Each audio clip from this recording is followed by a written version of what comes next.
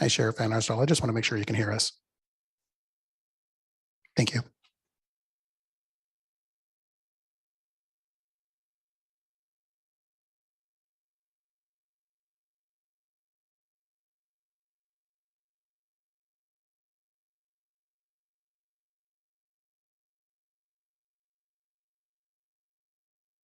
Recording in progress.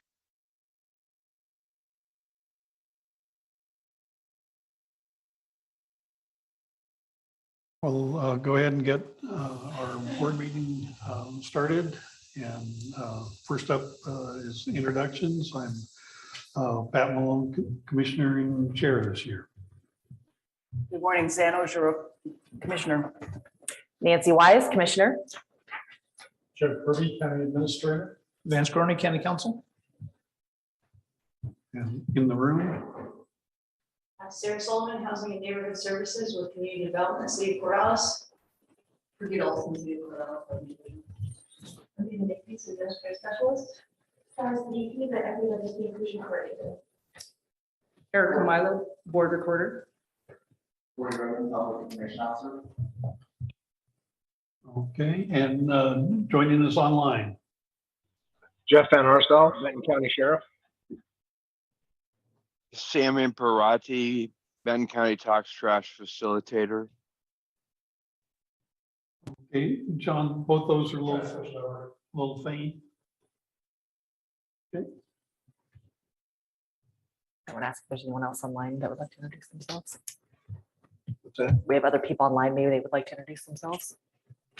All right. Hi, and Health Department.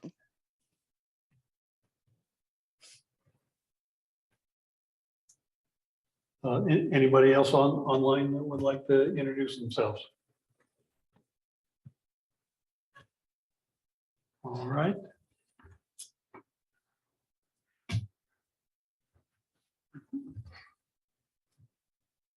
Are there any announcements? No. Hearing none, we'll move on. Review and approve our agenda. Any additions, corrections? One thing that isn't on the main agenda are the three service districts that we'll handle at the end of the regular board meeting. And I guess the other thing, we'll have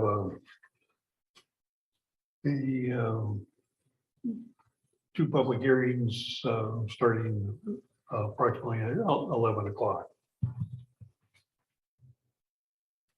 All right. Are there any comments from the public at this time?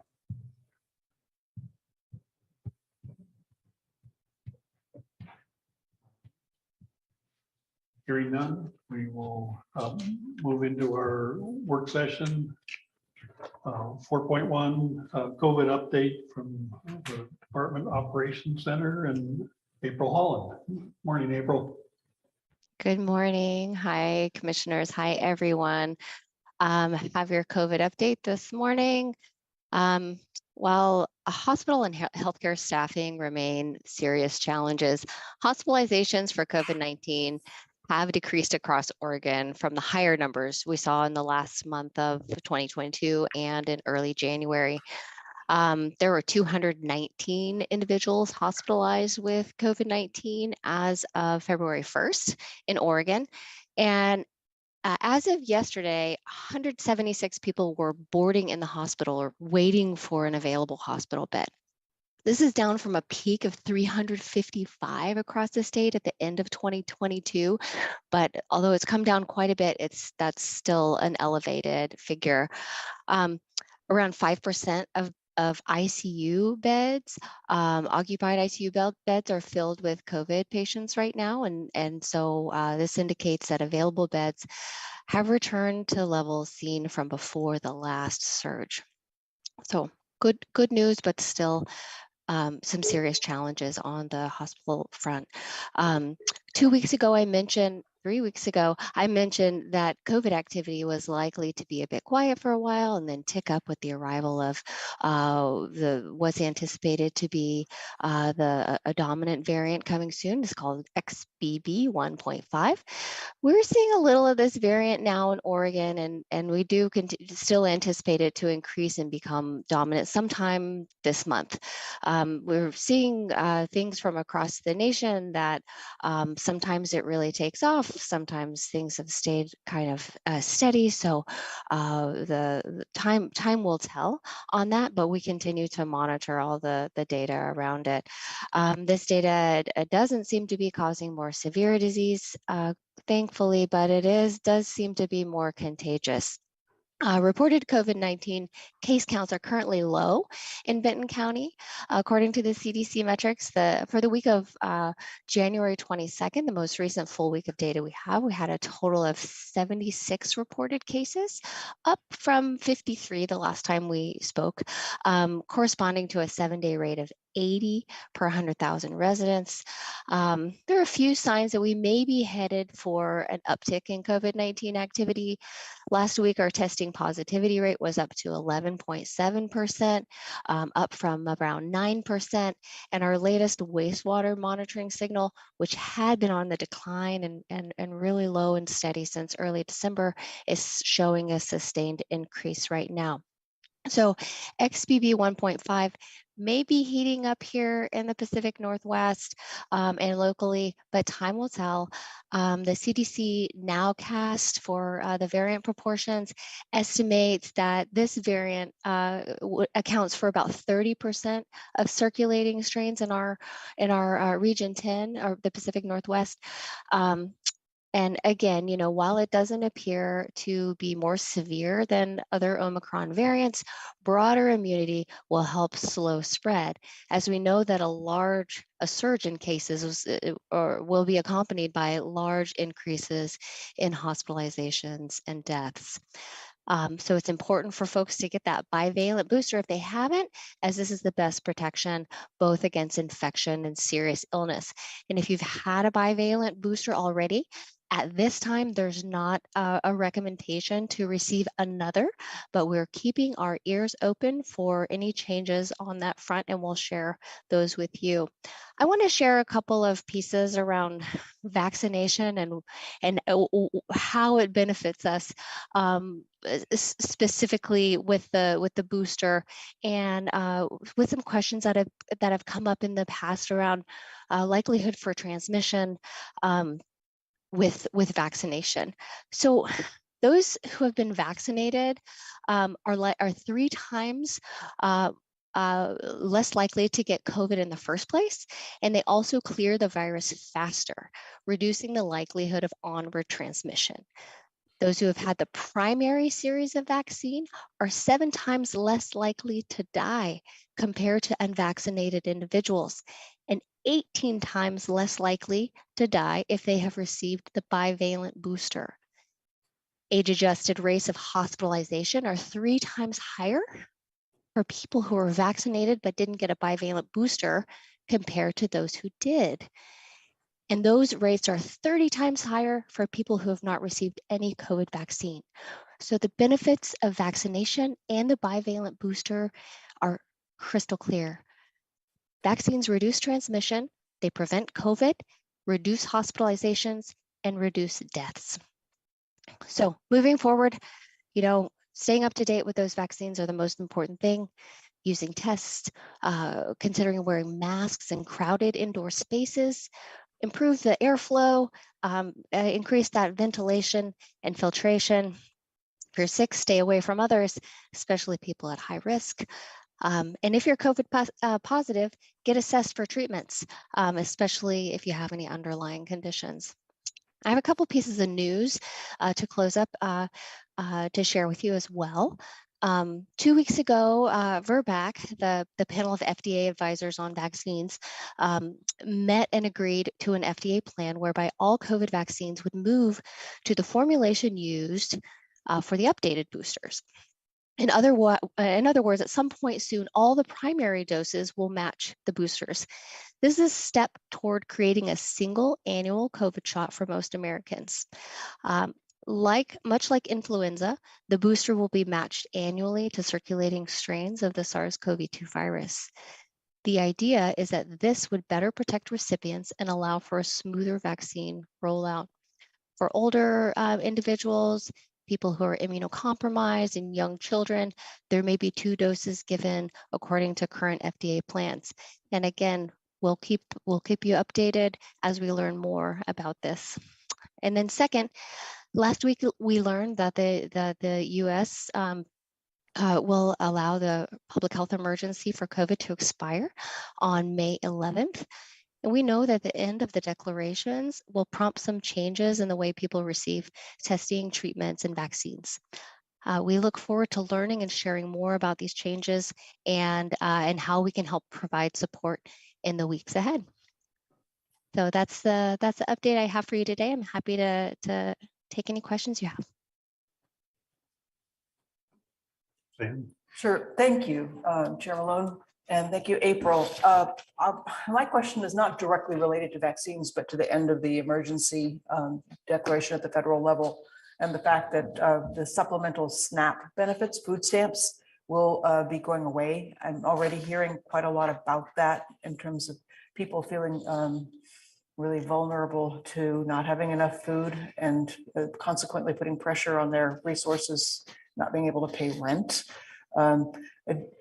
As public health department, are we doing anything with partners in the community to try to get ahead of that? Thanks for the great question, Commissioner Ojiro.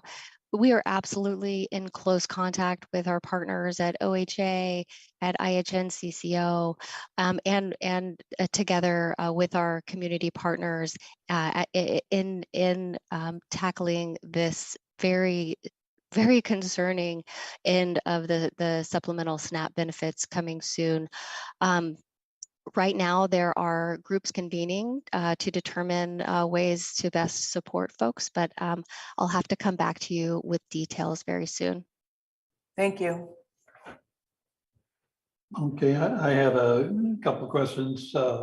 Really appreciate the update. I know traditionally they talk about, or you talk about flu season, and apparently this year we had an early start to it, and then generally it starts tapering off this time of year, especially when we get into real springtime weather. Do you think COVID's would be on a similar track this year, where infection rates would be going down as the days get longer and the weather gets better? Wow, that's really a $1 million question, Commissioner Malone. I appreciate it. So for flu, yeah, we've seen an early and fierce first wave of flu, with flu A predominating. I do want everyone to remain aware that there have been plenty of seasons where we have had a second wave of flu through the season, and often it's another strain. So flu B may be somewhere in our near future, but things are quiet, relatively quiet so far on that front. Regarding COVID-19, we have had a different year this year, this season, with the absence of a huge surge, and there are probably many factors that contribute to this. I'm going to remain, somewhat non-committal on what's to come, and whether we're going to go to a seasonal cyclic COVID-19 season, as we just don't know enough about emerging variants and how they may affect a surge at any given time of year. Okay, appreciate that, and look forward to getting more information on what the expiration of the emergency declaration looks like and what that means as far as, I assume, getting into funding for test kits and other things that the health department's involved with. Transmission, usually that's bad, but I would like, you mentioned quite a few statistics about if you're vaccinated, how many times less likely you are to get infected. And so I hope we will transmit that information to our community. Were you paying attention, Corey, during that? And that would be great to, in one of our communications with the community, to emphasize congratulations to the people that are vaccinated, and this is what you get because you are. Because those are impressive numbers. So let's see if we can transmit those. But if there aren't any questions, once again, thank you for your keeping track for us, and look forward to your next report. Thanks so much. Take care all. Bye. Next up, 4.2 update from Benton County Talks Trash. Darren Nichols and Sam is online. Good morning. Nice to see you, commissioners. Thank you for having us again. So the work group continues to plug away. And as you know, we have 5 subcommittees working on different facets of the task. The subcommittees are working hard, frankly, harder than we ask them to work. It continues to be amazing how much time and effort and expertise we have been able to leverage. So I want to say thank you to all the subcommittee members and work group members who have their sleeves rolled up. In the last, since we spoke to you last, a couple of things have happened. The draft 3 report has gone to the Planning Commission and to the Solid Waste Advisory Council for their feedback and review. Admittedly, this is a work in progress, so the Planning Commission is aware that they are reviewing a moving target, as you were, but the feedback on January 31st from the Planning Commission was very good. The Planning Commission will hear it again tonight and kind of engage in more thoughtful deliberation. So we look forward to that feedback. Tomorrow evening, the Solid Waste Advisory Council will do their review and provide feedback. So that's kind of where we are in the process, as we've put it out to those 2 bodies for their feedback as directed in the charter. Couple of questions have come up in the Planning Commission discussion. I just want to flag for you at this point. It doesn't require any response, but I want you to be aware that the Planning Commission is asking basically what or how would the board like to re-engage with them after the final draft and after Benton County Talks Trash. So that's just a question that has come up in conversation. I think that's a really good thing for us to begin thinking about now. How do you want to bring your standing advisory bodies, the Planning Commission and Solid Waste Advisory Council, kind of back online once the work group has finished its work? A couple other things to flag for the commission this morning.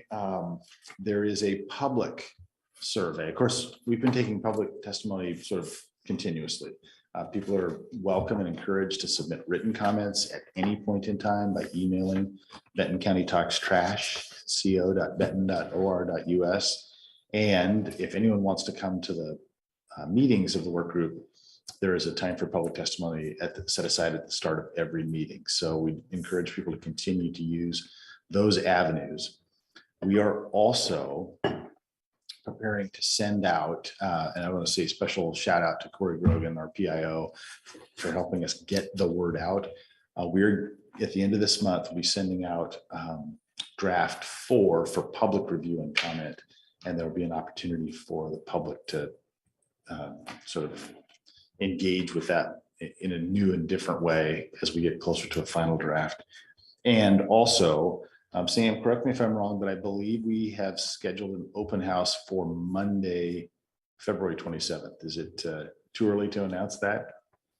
You just did, buddy. 2 thumbs up. So the idea is that we'll ask Corey to help us get the word out about a virtual open house opportunity where anyone who wants to can engage with members of the work group who represent the 5 subcommittees and ask kind of questions about the work, the process, the findings to date. So we're doing what we can to get as many people involved as possible in this really important topic. Sam, anything to add for the board this morning? I don't, but I'm happy to answer any questions. I mean, in a nutshell, we're in that intense period of time where people are dotting I's and crossing T's, and we're getting through it.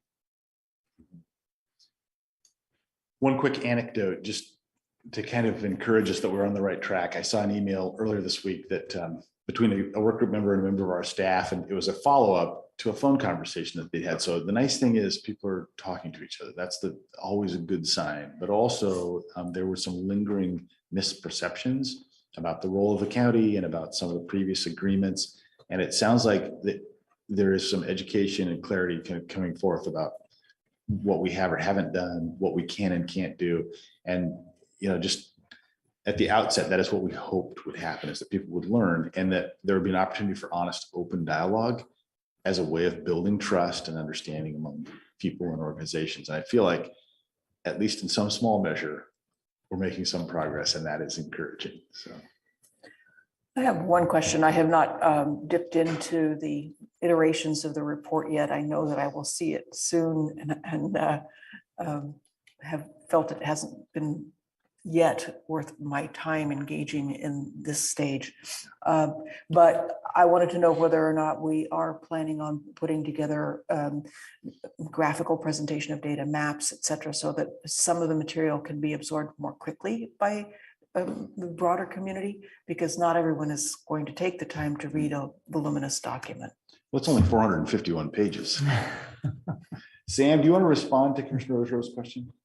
Sure. The short answer is yes. The longer answer is once we get fidelity and as much consensus as possible, we are going to then convert some of the text and key points into more of a graphical look, and also convert the whole report into a publisher type program that spits it out in a more effective way than just the Word document. So all of that is in place. People are sending us pictures to include in various parts of the report as well. And there will be, the goal is at the beginning of each section to have a summary table that says, here are the key things, topics that are covered in this section, read here. And I want to emphasize that, you know, yes, the report is 450x pages long, but the body of the report is really a skinny 100 pages, but it's all hyperlinked, and there'll be an executive summary so that people can go down through layers. The top layer in the executive summary, the major findings and recommendations, if something is of interest to them, especially if they have a different point of view, they can hit that hyperlink and go to a more detailed section. So we've tried to, since April was on the call, I want to use the word triage to seem like I know what I'm talking about. And you will be able to do that through the body of the report. Thank you.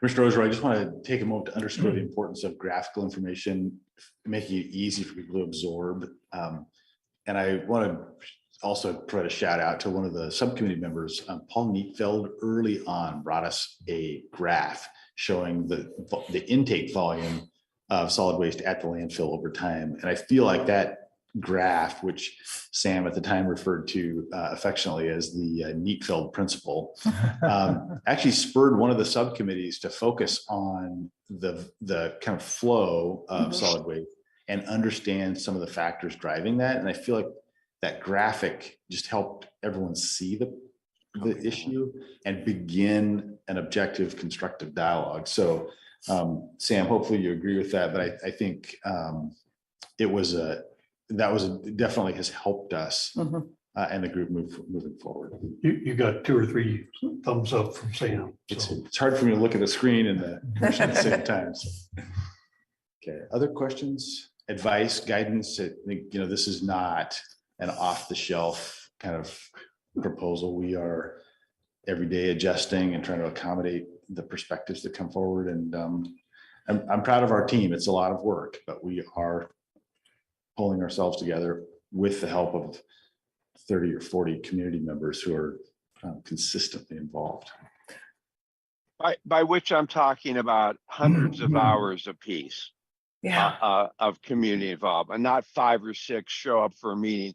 These people have put in literally hundreds of hours individually and then obviously collectively. And at some point, we ought to recognize community members that were involved with this and have a party or some kind of here it is. It sounds like we're on schedule. Is that correct?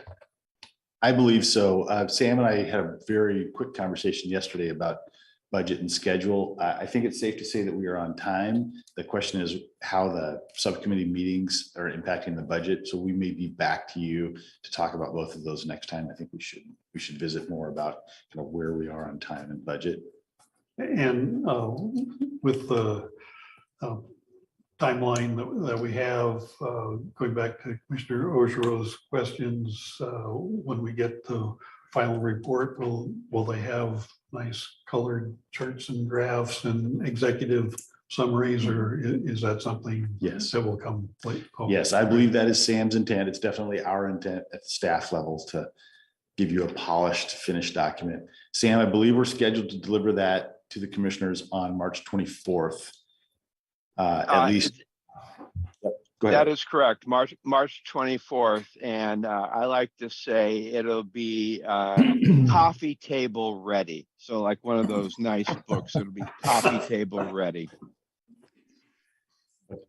We'll make sure we have a coffee table ready for the coffee table ready report. Okay. Anything else?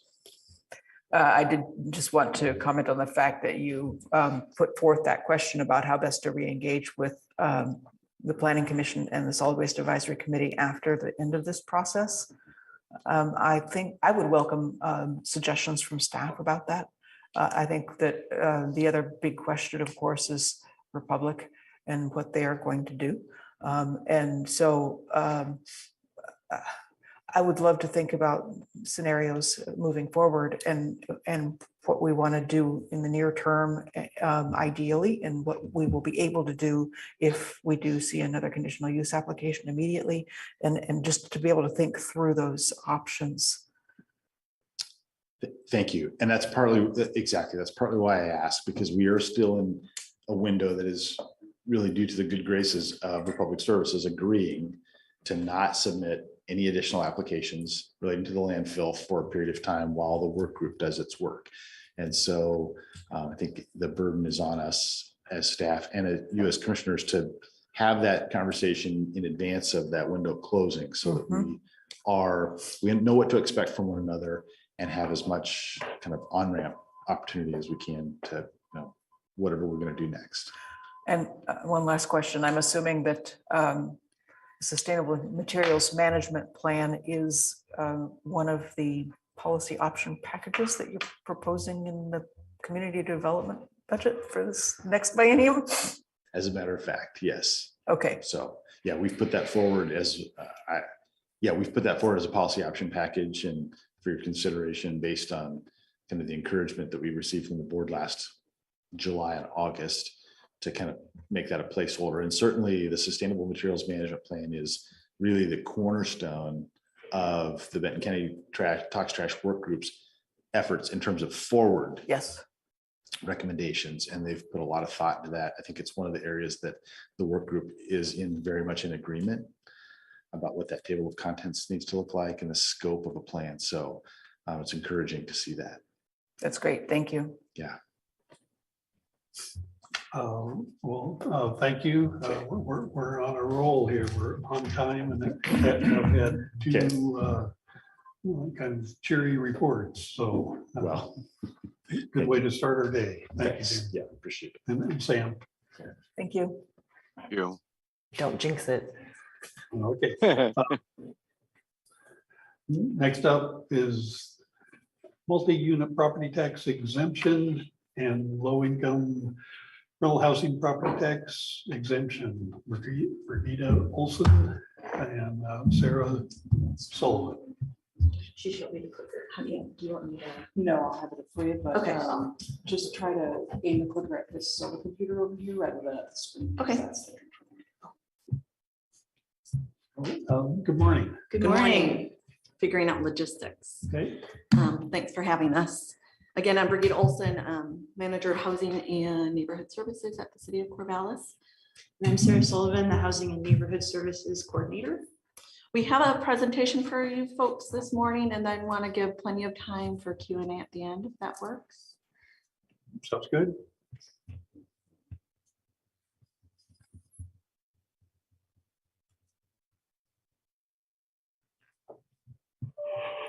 This is going to be confusing for me. I know. To look at two different things. We should have stayed in there. Okay. Okay, so today we're talking about, can you start the, sorry, can you go to slideshow and start presentation? Sorry. Enable editing. The little Please. box up there in the yellow.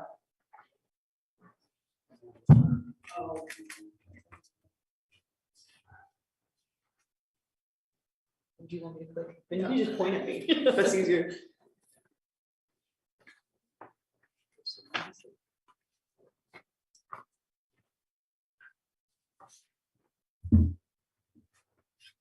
There we go. Brilliant. Yes. Okay, so next slide. We're going to be talking about a couple of different tools today about property tax exemptions. One is the low income rental property tax exemption, and then the other one is multi-unit property tax exemption. Tax exemptions are legislatively approved programs that relieve qualified organizations from all parts of. Go to this slide. So the next one. Oh, There they are. there, that's okay.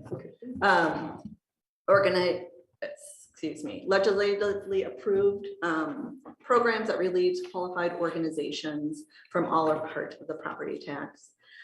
These tools, which they are tools for development, would be done on a case-by-case basis or project by project. It's not a unilateral property tax exemption across the city of Corvallis. Each individual proposed development would have to go before elected bodies to approve this case-by-case basis.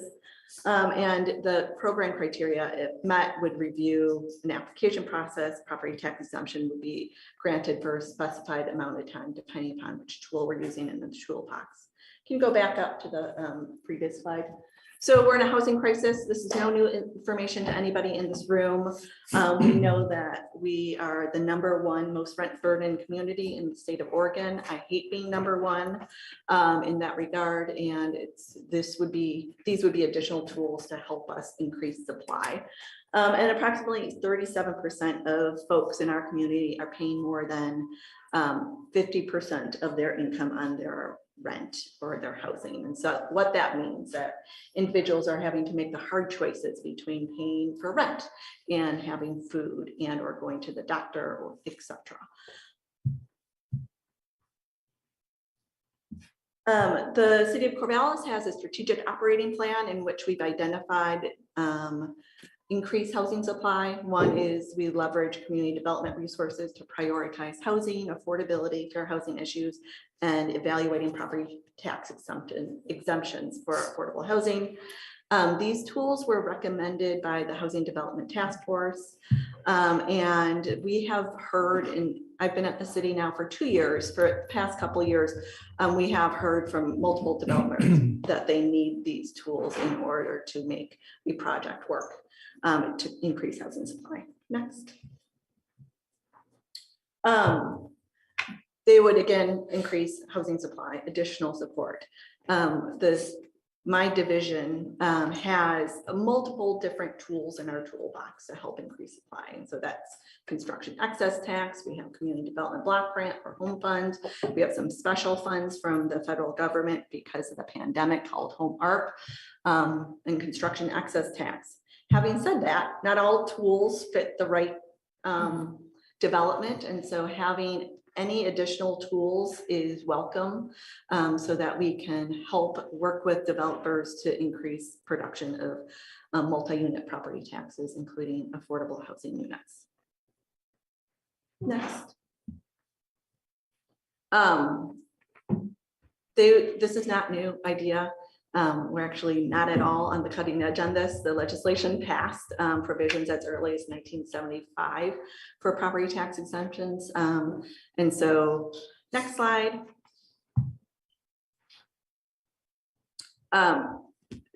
In order to have, of course, exemptions, you need to have a public benefit. It's crystal clear in my eyes, having been a person who thinks about home for the past 2 decades, that public benefit for low-income affordable housing is just that, helping hardworking folks be able to live in our community and work in our community, etc.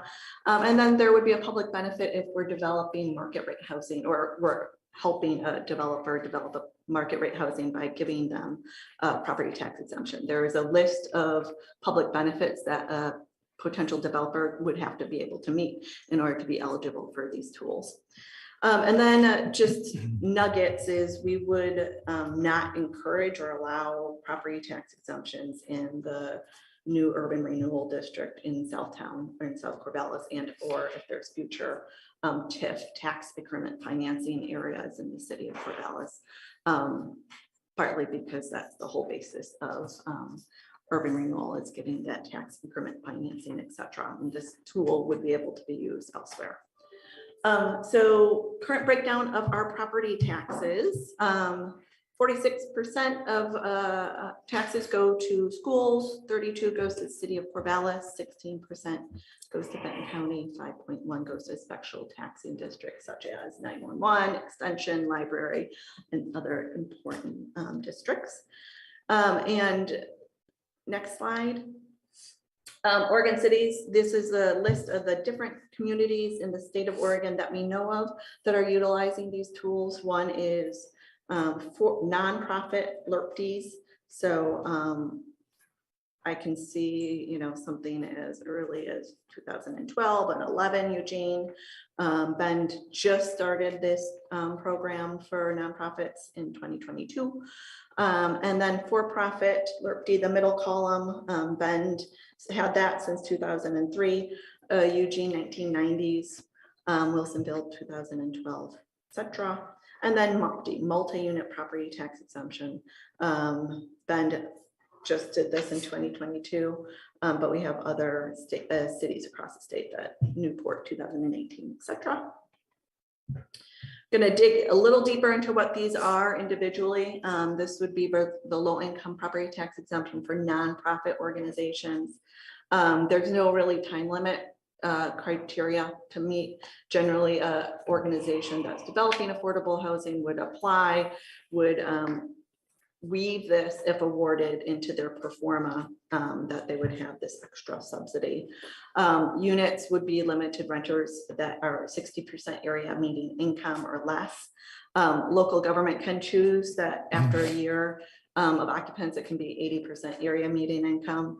I would recommend that too, because there allows a developer to develop for very low income households at 30% area median income all the way up to 80% area median income, but there would be a leveling. There would have to be an average of 60% AMI.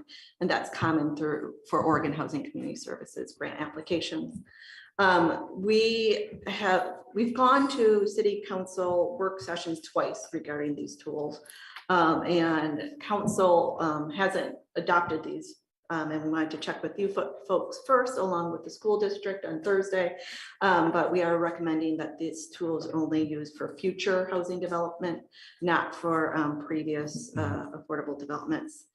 There is an annual application, so it would have to be annually certified application, and local government can and often does add additional criteria. Next. Brigida, quick question for Yeah. you there. So regarding the length, and that I think the second bullet point and the first bullet point talk or speak to this, but where it says no limit on length of exemption. So there's an annual There is. application that has to occur, but can local governments put a limit on They could. the number of years? Mhm. Okay, thank you. Yep. And then for-profit housing for affordable housing, this is limited to 60% area median income, no increase after the first year of occupancy like the other one. New construction, land being held for development, no minimum number of units in the statute, exemption for just 20 years for this one, though it can be renewed. And then the local government can and often does add additional criteria. I would add that the housing division at the city of Corvallis does annual certifications to ensure that there's compliance already done with many of our awarded entities. So it's not uncommon for us to ensure income eligibility, rents are in line with affordability, et cetera, and that would continue if awarded exemptions through our division. Next. Some pictures of developments that have been affordable developments in our community over time. Go back one more, please. So one more. There we go. Eugene has had this for a long time. They've been able to help incentivize the affordable housing development by 1,600 affordable units in their portfolio, which is fabulous. And then Salem has almost 400 units of affordable housing enrolled in their program, including 180 new ones, 11 in pre-development, and 204 to be affordable, redesigned to be affordable. Then next, thank you. So multi-unit property tax exemption. This is for market rate housing. It would include new construction, existing or land held for development. Staff recommended, if the statute says just two units of a multi-unit, we would recommend at least four units for this exemption. Generally, it's going to be a lot more. Exemption is just for 10 years. Less can be granted depending upon the need. And local government often does add additional criteria. One thing that I like about this, I mean, I like a lot, but my lens is always on affordable housing, right? And there would be a subject to low-income housing assistance in this tool, which means that we would require, I believe, up to 15% of the units would have to be affordable, or 10% or pay in lieu of the affordable. And so up to 10% of the actual subsidy would have to go back into a revolving loan fund that could be used for future affordable housing developments. Brigida, back 2 slides, the Salem. Yep. And the last line, 204 units redesigned to be affordable housing units. How does that work? That would probably be market rate housing that was then converted into affordable housing. Through my lens, we're really wanting to incentivize new housing, right? So for these tools, we would recommend this is for the new construction.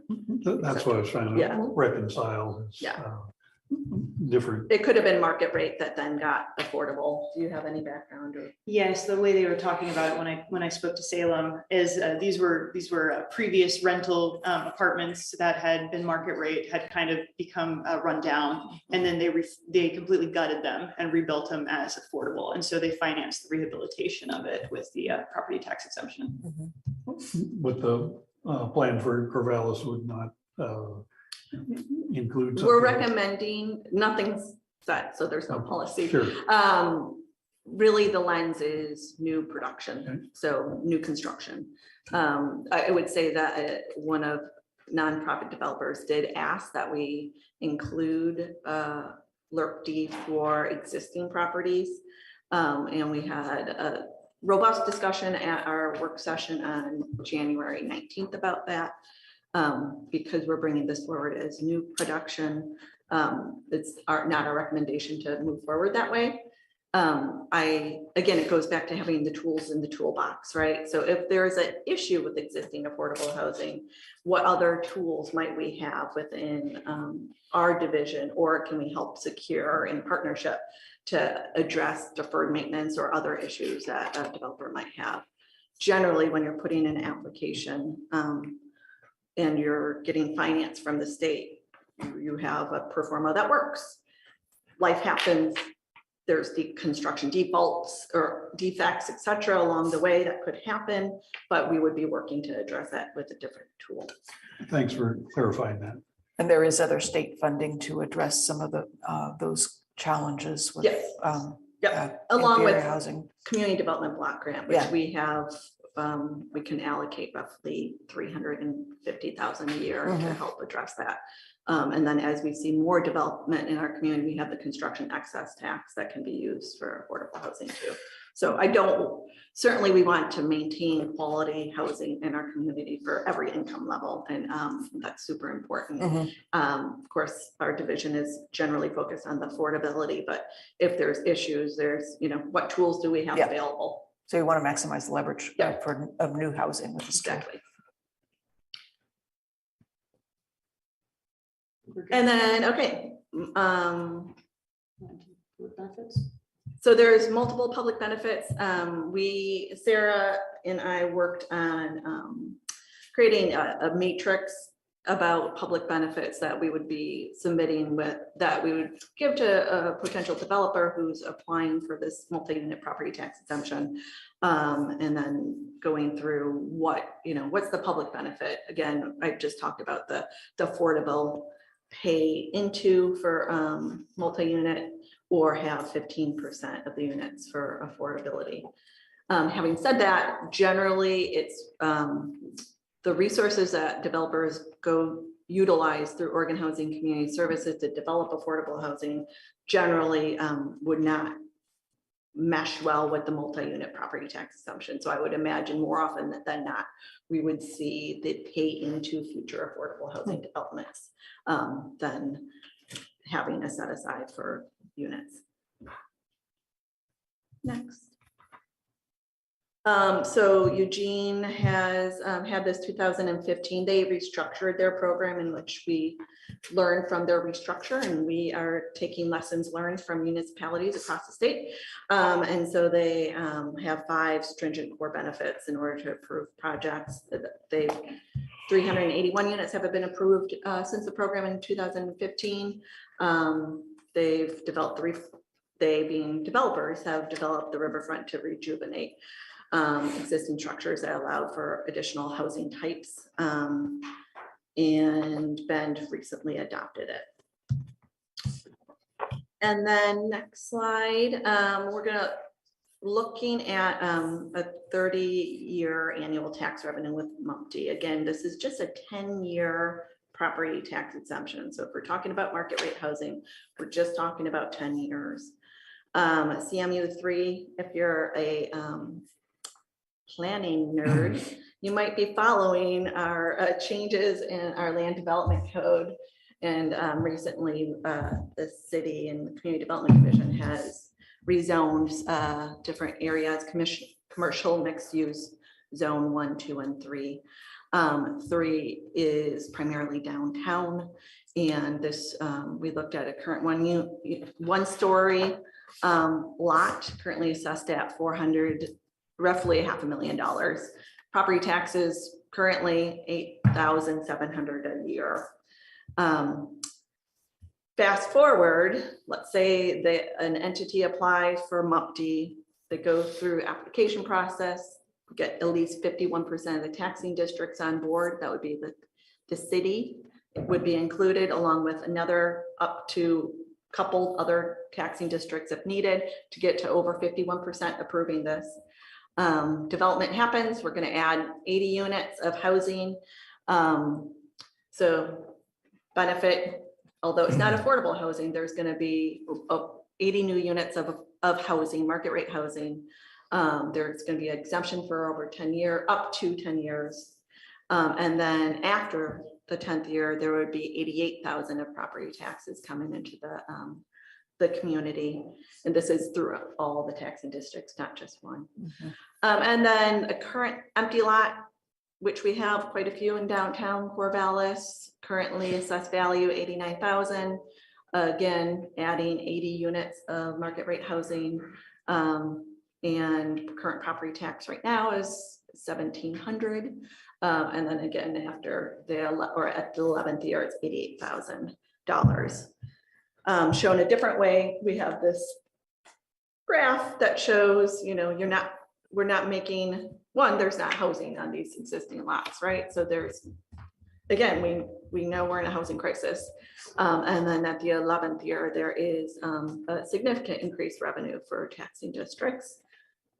And then another slide, how that boils down to each individual taxing district is outlined here. So school district would then receive at the 11th year, $40,000, City of Corvallis, 28, Benton County, 14, and then the other taxing districts, 40, almost 5,000. Brigida, is the 10-year timeframe fairly standard, or are there different models? You can do up to, I think with all these tools, we're not going to give property tax exemptions easily. And so there would have to be a demonstrated need. So this is not, it's property, new development by new development. And we would be evaluating applications internally, the housing division. We would then hire an outside financial consultant who could review the pro forma to evaluate need and then evaluate the time frame in which the exemption and how much should occur. So we could say up to 5 years because the pro forma works fine after that period of time and they need to just have a more limited resource. It could be up to 10 years because that's truly what, is going to be needed. From an affordable housing standpoint, well, for a housing standpoint, we know costs are going up. Like there's supply chain issues, there's contractors. At one point during the pandemic, the lumber was up 30%. I mean, it's gone down now, but the world is unpredictable right now, not to mention the interest rates. So to be a developer is challenging. To be an affordable housing developer is even more challenging, and the uncertainty of getting financed at different levels of government, including local, state, and federal. So again, going back is tools in our toolbox. Not every tool gets used for the same project because it's not appropriate, but having the right tools is really important so that we can help increase housing supply in our community. Okay. You just mentioned the approval process. Yeah. Would you go over that? And so who's involved? yeah, so in order to get exemptions, and this is for the city of Corvallis, right? So I'm not talking about the greater Benton County. I don't work outside the greater city of Corvallis. What I envision, which could change, is that applications come into the housing division or go to the city manager that go to the housing division. We have criteria, we have review, we send it to an outside financial expert who reviews the performas. There's conversations with a municipality. I think I have it on a page in the packet too. It's a part of municipal code draft too, that we. Let me, It is part of the handout that Yeah, you've shared I with just- us a couple times. Oh, it's a page at the bottom of page 31 in the digital form. yeah, so comes to the city manager. He or she delegates to the housing division. We review it, we go to the outside consultant. It would come before city council on a regular business meeting. Council recommends move forward. We would reach out to city staff or to other taxing districts, Benton County, the 509J, other taxing districts if needed. And then we would bring it back and council would review findings. Again, we need this 51% threshold. The county and the city together are not 51%. We don't make up that. So we will be going on Thursday night to the school board to talk about this tool also. I would say there's generally not going to be surprises like, woo, there's an application. I had no idea, partly because we just have a pulse on what's happening in our community.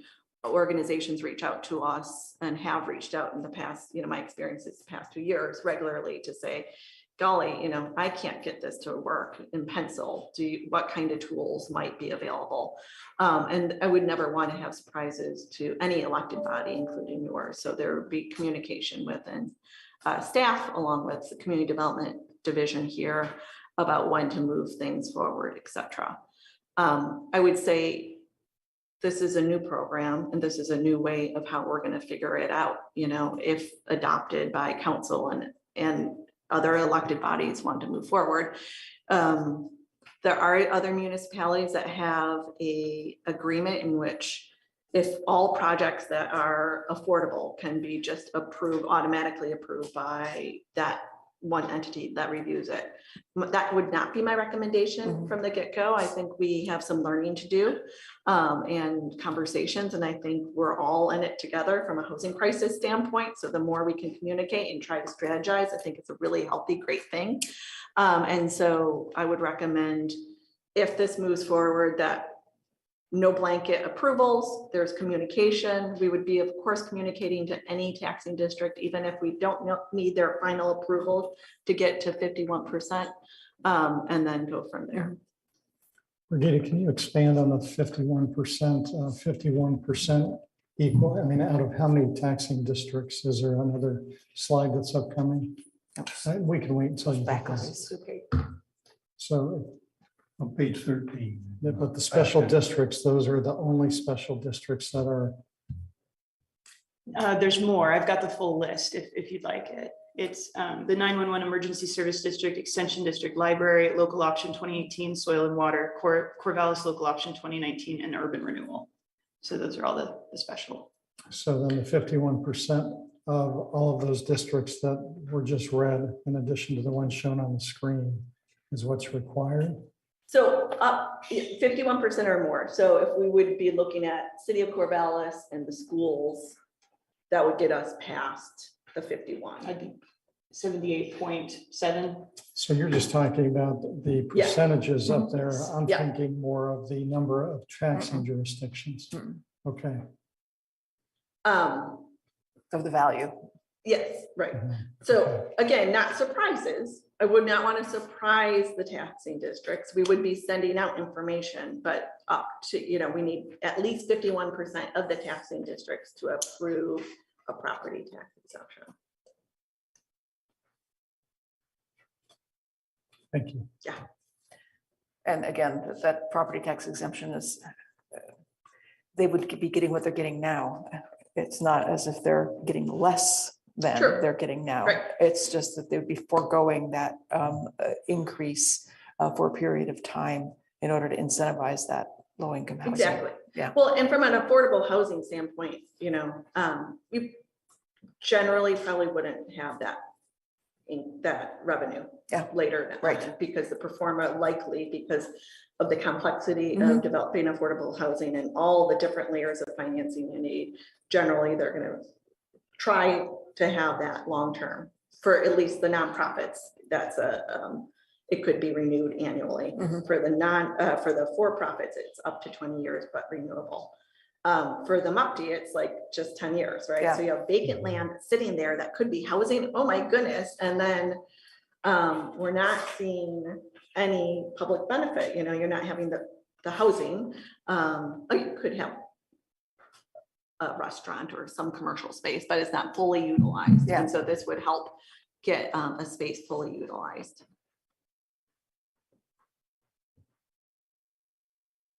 Questions, concerns? I think it's exciting. Anything to help bring in more affordable housing would be very helpful. And I really like the example of how it might work downtown to incentivize that commercial mixed use. As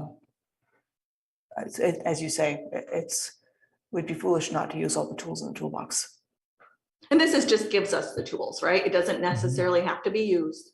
And there could be like, oh my goodness, there's so many applications. We're gonna pause this program because we have so much housing. And if we get to that, then I'm retired and like. Well, I have several questions, mostly just for my own understanding and maybe some clarifications. So if I'm understanding correctly, the multi-unit property tax exemption, in theory, it can be used as a tool to just try to target certain kind of developments where we want it, not necessarily for low income housing. But the way that the city of Corvallis is proposing to use it would include a portion of low income or paying into, what was it that you said that would be paying into? Like a revolving loan fund for future affordable development. Okay, and then how would what does that fund look like? Or do you have a? It's not formed yet, in my vision is it's similar to our construction access tax or affordable housing construction access tax resource that we have that is a nimble resource that can be used to incentivize future affordable housing. So it could be paid into future pre-development work for a site that needs extra pre-development analysis for future affordable housing, or it could be some financing for future affordable housing. Okay, and so hypothetically, if a developer wanted to build 4 units and have 2 of them affordable housing and 2 not, they can do that. They would pay their portion of the property taxes on the 2 units that were not low income. Am I getting this right? Generally, I don't see it just being 4. Generally, I see it like 50. Okay, 50. So if they were to do like, I don't know. They would have to have 15% Okay. set aside for affordable units, or 10% of the potential subsidy of the property tax exemption subsidy that could be paid all up front for the 10, it's a 10-year subsidy. And that would be used for future affordable housing development. Okay, and then either way, they pay taxes on the value of the land? Correct. Okay, even if it were to all be affordable housing? No. No, okay. For the different program, LRPD is the land. Yeah. Okay, sorry, I'm just trying to keep it all straight in my head. I know. Low income affordable housing development, there would be a full-on exemption for the land and the future development. For nonprofits. So with the MUPD, which is a multi-unit market rate. There would be property taxes paid on the land or no? On the land during the vote. Yes. Okay, thank you. Yeah. And then, so a question, I don't mean, just tell me if I'm getting into the weeds too much, I guess, but like. No, this is complicated stuff. Yeah. So for the LRPD, if you are a nonprofit, you have an annual exemption application. Yep. But if you are for profit, then you just have an annual report of compliance. Yep. So what is the difference there? Statute, how the state decided they would write up those rules. Okay.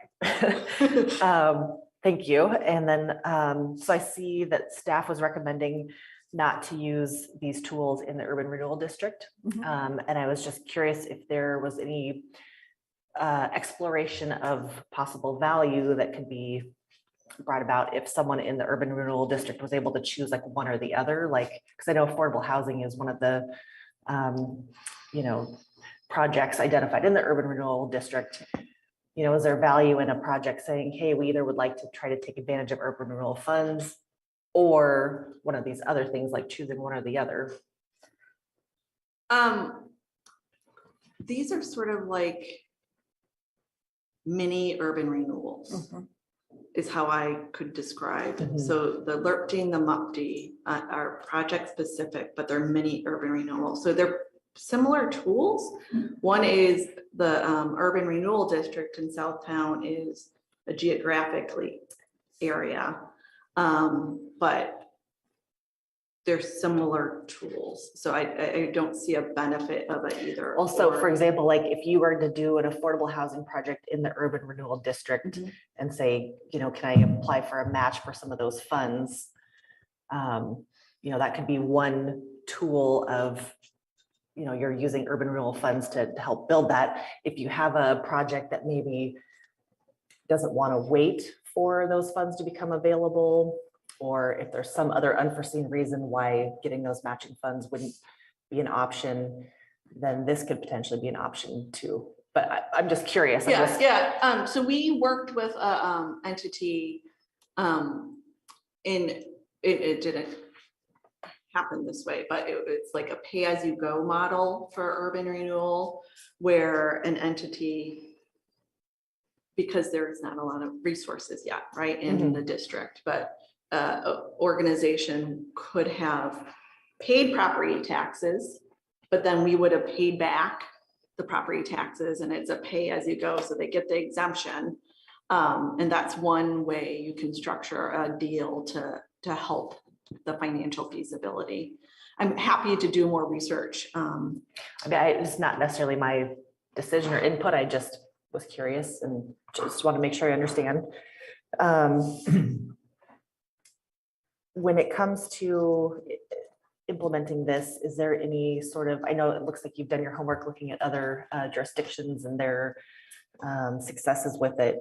Do you have any guesses as to, you know, how many developers might want to take advantage of this? Or, you know, I've heard, you know, it's the past couple of years, I've heard from national firms, local organizations. The world of development is super challenging. And yes. so knowing that entities want to help increase housing supply in our community, but can't make it pencil, is one of the reasons why, like, we're totally short staffed, but I'm like, we gotta bring, you know, we gotta keep on moving this forward, because we need to have tools and we need to help house folks. And so I don't have a magic number, but I anticipate the first couple of years will be busy. We're also having record numbers of affordable new developments in our community, which is super exciting. And so, you know, in the next couple of years, we'll have 328 new units of affordable housing, and that's more than my 20-year career for this community. So that's fabulous, and that's not enough, right? We still know. And would you say there's more interest from the nonprofits or the for-profits, or maybe equal? It's totally mixed. Okay. Yeah. It's completely mixed. And historically, you know, my division hasn't worked on the market rate housing, but this certainly is a tool to increase, you know, supply. And so we're digging in to try to figure out ways that we can help through all different incomes, because we need to address the housing continuum, right? From houselessness into home ownership. And there's lots of bottlenecks along the way. And so having increased supply within the different continuums will help move folks along. And so that we can help house folks. Okay. And then so I think I heard you say, you know, as time goes on, you will reevaluate and see how it's going. Do you have sort of a set time frame for doing that? Or is it just going to be kind of like we'll see how it goes? Certainly open to like an annual revisit. like, Okay. and coming back to elected bodies and talking about successes and lessons learned and what worked. Certainly we're all in it together. And so figuring out where our pressure points are and the number of exemptions that are given, I think will be important as we monitor this program. And then just like Eugene had lessons learned from back in the day when they developed the MUPD program, we will also have lessons learned and tweak the program accordingly so that it meets the needs of the folks that we're trying to house. Okay, and then I just have, I think, one more question. So when it comes to, you said local government can add additional criteria. Will there be flexibility there? Like, will developers be able to, I guess maybe negotiate? Like if you say we'd like you to do X, Y, and Z, do they have the opportunity to come back and say, well, we can do X and Y, but maybe Z isn't feasible, without having to stop the process and reapply? Yeah, we work in negotiations often to try to make sure that in a perfect world, the most vulnerable folks are housed, and how that meets the needs of the population they're trying to target, and then what public benefits are going to be added. And so there's certainly a give and take and discussion. Sure. And is it too early in this process to know or think about what the criteria would be for someone to get approved for one of these? We have draft MUPD criteria pretty set up. And that's in the packet, I believe. If not, we can get it to you folks. For the LERP-D, a lot of the public benefit, I mean, it's housing individuals, low income individuals and families. And so that's generally the main criteria. I don't anticipate small number of units coming on board with these either. But we don't have additional criteria for those programs at this point. Thank you. Thanks.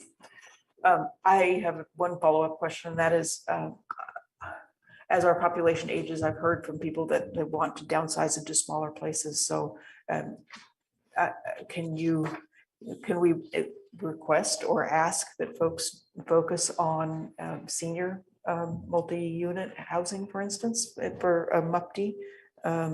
Or can we ask for certain types of housing or can the city ask?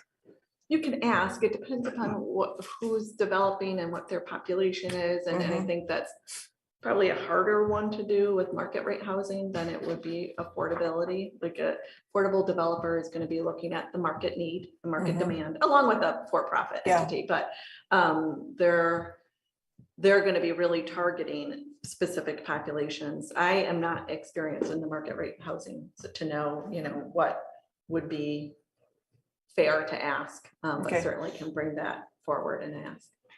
Thank you. Yeah. Okay.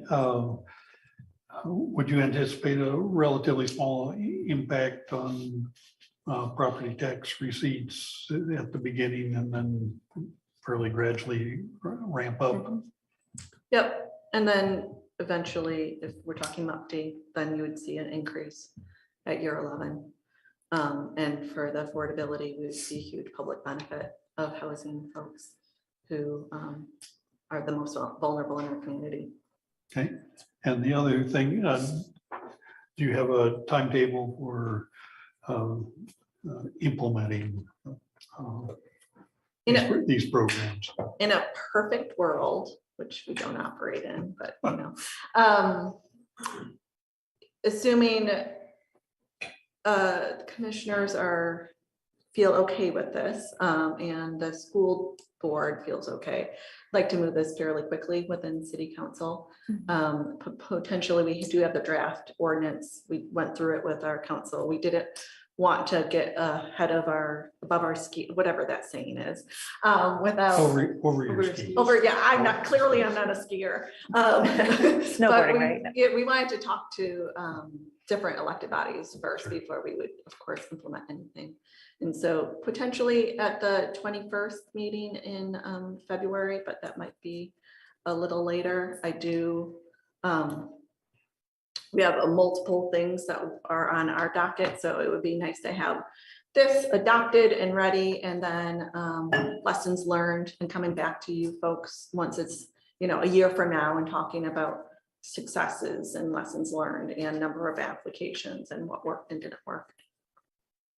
Great, and I appreciate the slides, and because, oh gee, property taxes are kind of complicated. It's a little complicated. And then you're doing a slice in there of, in a already existing complicated system. So I think your slideshow is helpful.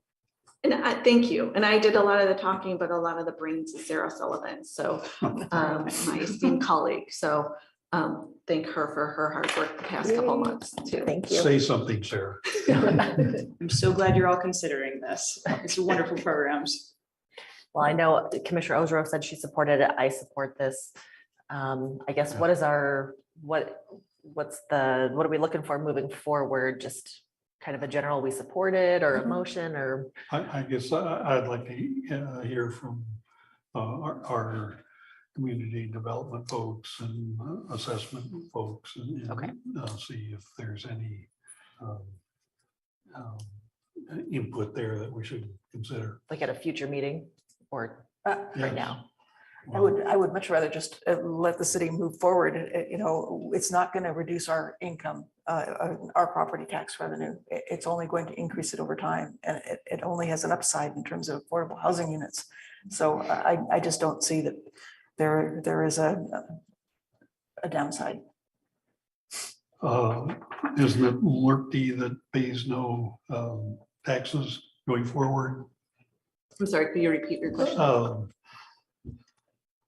In the two programs, LRPD. LRPD pays no taxes going forward. One for 20 years could be re-upped, and then the other one could be annual. So yes, but those aren't current developments, right? So we're talking about future developments of housing individuals who are vulnerable. But it does No have income. an impact. It has an impact, but as I have observed the nonprofit development set community, those developments are not common. And there haven't been very many in our part of the world for at least a decade, if not longer, because it's just so expensive. So for-profit ownership, nonprofit ownership of housing is a really expensive venture. It also has a huge cost in terms of the annual maintenance and operations. So I frankly would expect the MUPD to be a much more popular element than the LRPD, even though the LRPD can make a difference on the margin for a nonprofit developer. Brigitte, when you and I spoke on this topic a couple of weeks ago in preparation for today, we talked about a specific development in Eugene that really resonated with me. And this relates to the MUPD in particular. Are you comfortable talking about that particular development? I realize I'm putting you on the spot as it relates to Eugene. I am not, because that's been our economic development divisions primarily. So I am not entirely up to speed on that. Okay, thank you. I will likely be, but I can't. We hope speak to it that much. you'll- Yeah, that has not been my division. Yeah, and commissioners, just without, I don't want to breach any confidentiality in terms of my previous conversations on this topic as it relates to examples that were provided to me.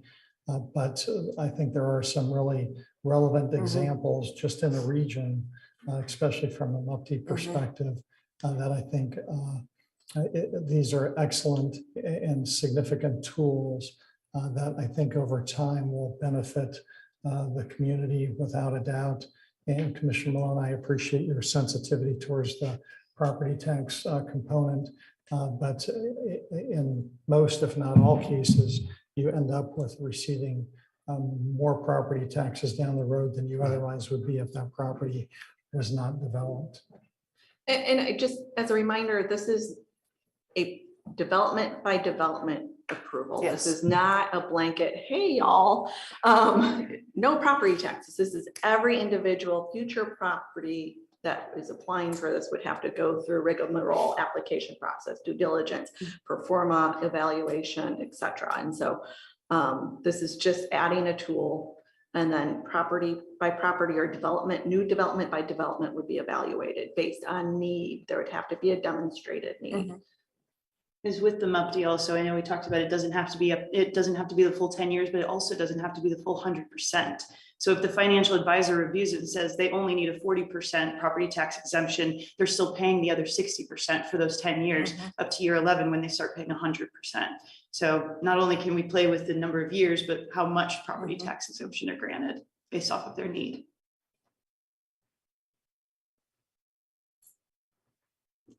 So there was not a motion in the packet. Is it just sense of the board going forward and that we can get more information as needed? It's the sense of the board. It's not, we don't have a formal decision-making role in this process. It's, the city is being kind to take into account all of the taxing districts and get concurrence, but it's not mandated, is it? We would need 51% in the case by case for that exactly. review. Yeah. Yep. Yeah, and I would say, you know, I have talked to nonprofit developers who would be interested in developing in other sides of Benton County, right? And so this is something, as your staff have time and availability, might want to explore. Maybe once trash is done, or but you know, the housing crisis needs to be addressed in every component in rural Benton County and Corvallis and Portland, et cetera. And so just tools. I'm curious to hear how Deschutes County is using it. Commissioner Vaughn, to your point, there was not a specific motion requested of the board today. It was more getting direction from the board. Do you support this? Do you not support it? I would imagine that Brigida, if the board was inclined to make a motion to support it, you probably wouldn't argue with that. But would that be helpful to you? It would be helpful. Yeah. Well, I'd be happy to make a motion to support the city's use of LRPD and MUPD to incentivize housing development, both on low income and the market rate into the spectrum. Second. All in favor, say aye. Aye. Aye. Motion carries.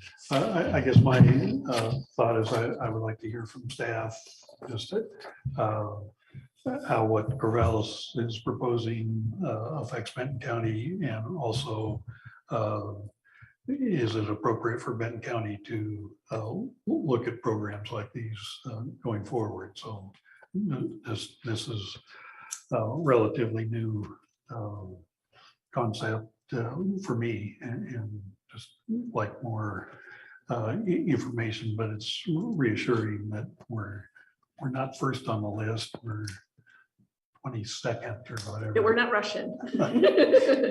But I see Darren back there taking notes, so hopefully at a future meeting we can have a further discussion on how this affects Benton County. Well, there's no other questions. Thank you for thank you. Appreciate your time. very informative report. Commissioner Malone, we can put this kind of on a placeholder at a future meeting if you like. Can we take a break, No. please? Oh, okay. Thank you. The only thing we have to watch is 11 o'clock for the public hearing. You might want to announce it though. Oh, sorry. We're taking a short break, 5 minutes-ish. So we'll be back at approximately 10:30, and sometime 11 o'clock or after, we will have 2 public hearings. So see you soon.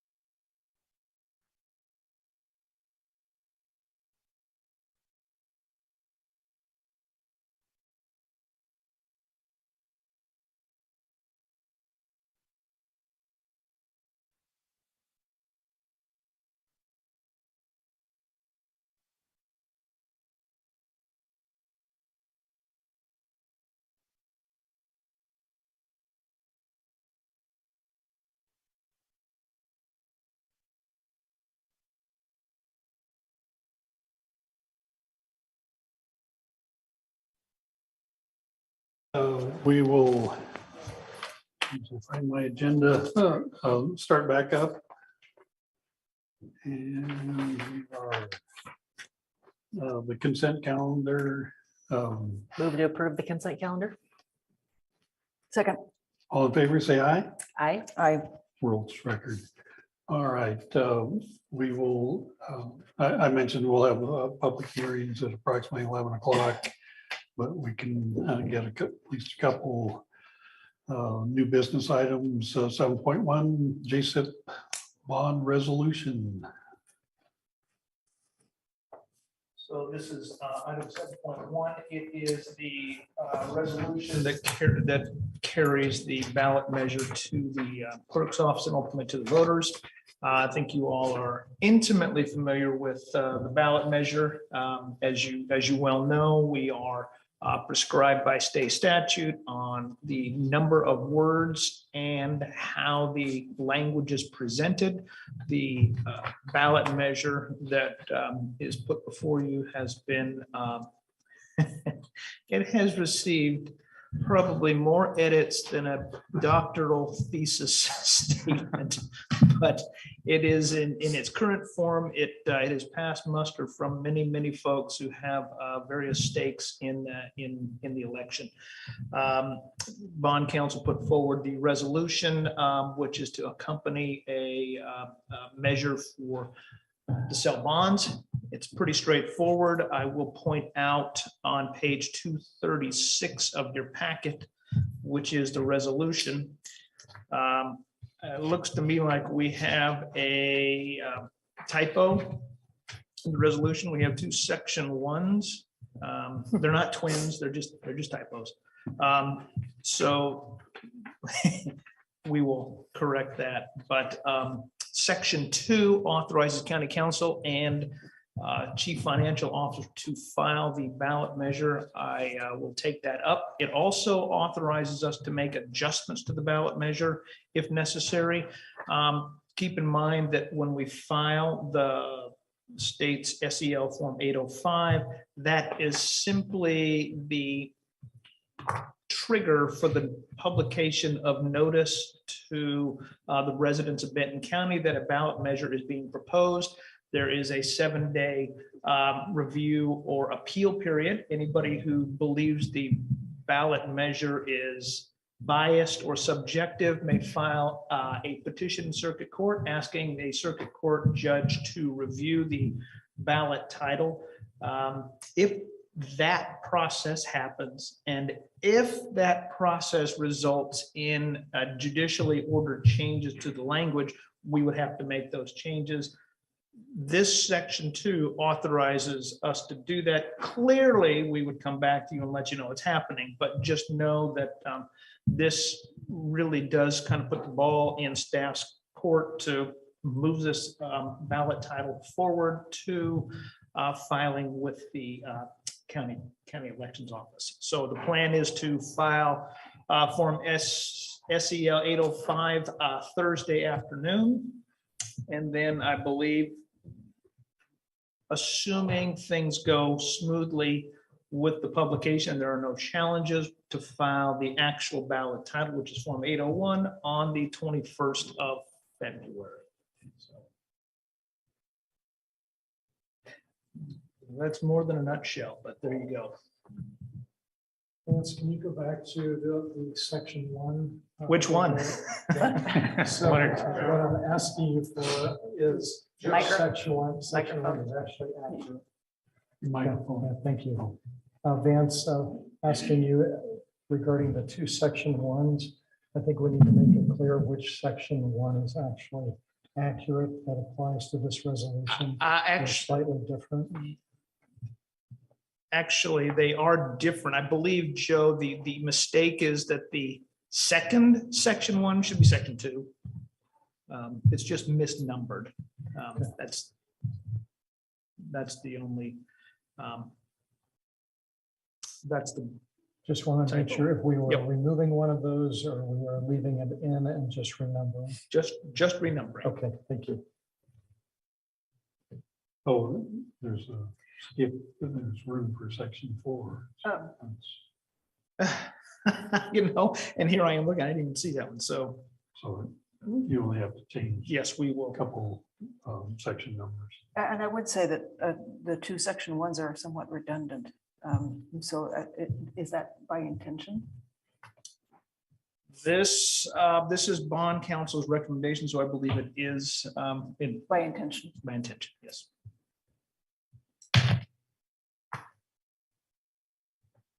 So do we have any further questions? Would you like a motion? I would be happy to move approval 232. of resolution number 2023-002 with the corrections to the numbering of the sections. Second? All in favor, say aye. Aye. Aye. Aye. Motion carries. Thank you. Sorry about the dramatic pause. I'm just making sure the motion that motion was fine. Yeah, and just note that the approval of the resolution also includes approval of the language. Thank you. All right. Commissioners, I would like to just make a quick comment. This is kind of anticlimactic for it's come about, considering all of the work that Nick Kurth, our JSIP Executive Committee, the commissioners, Vance, and so many other staff members have put into this. So this is a significant milestone. And I'd just like to extend my thanks to everyone that's been involved to this point. Well, I was going to comment that we have Nick Kurth here and didn't get much in the way of questions, but I think your comment explains why there weren't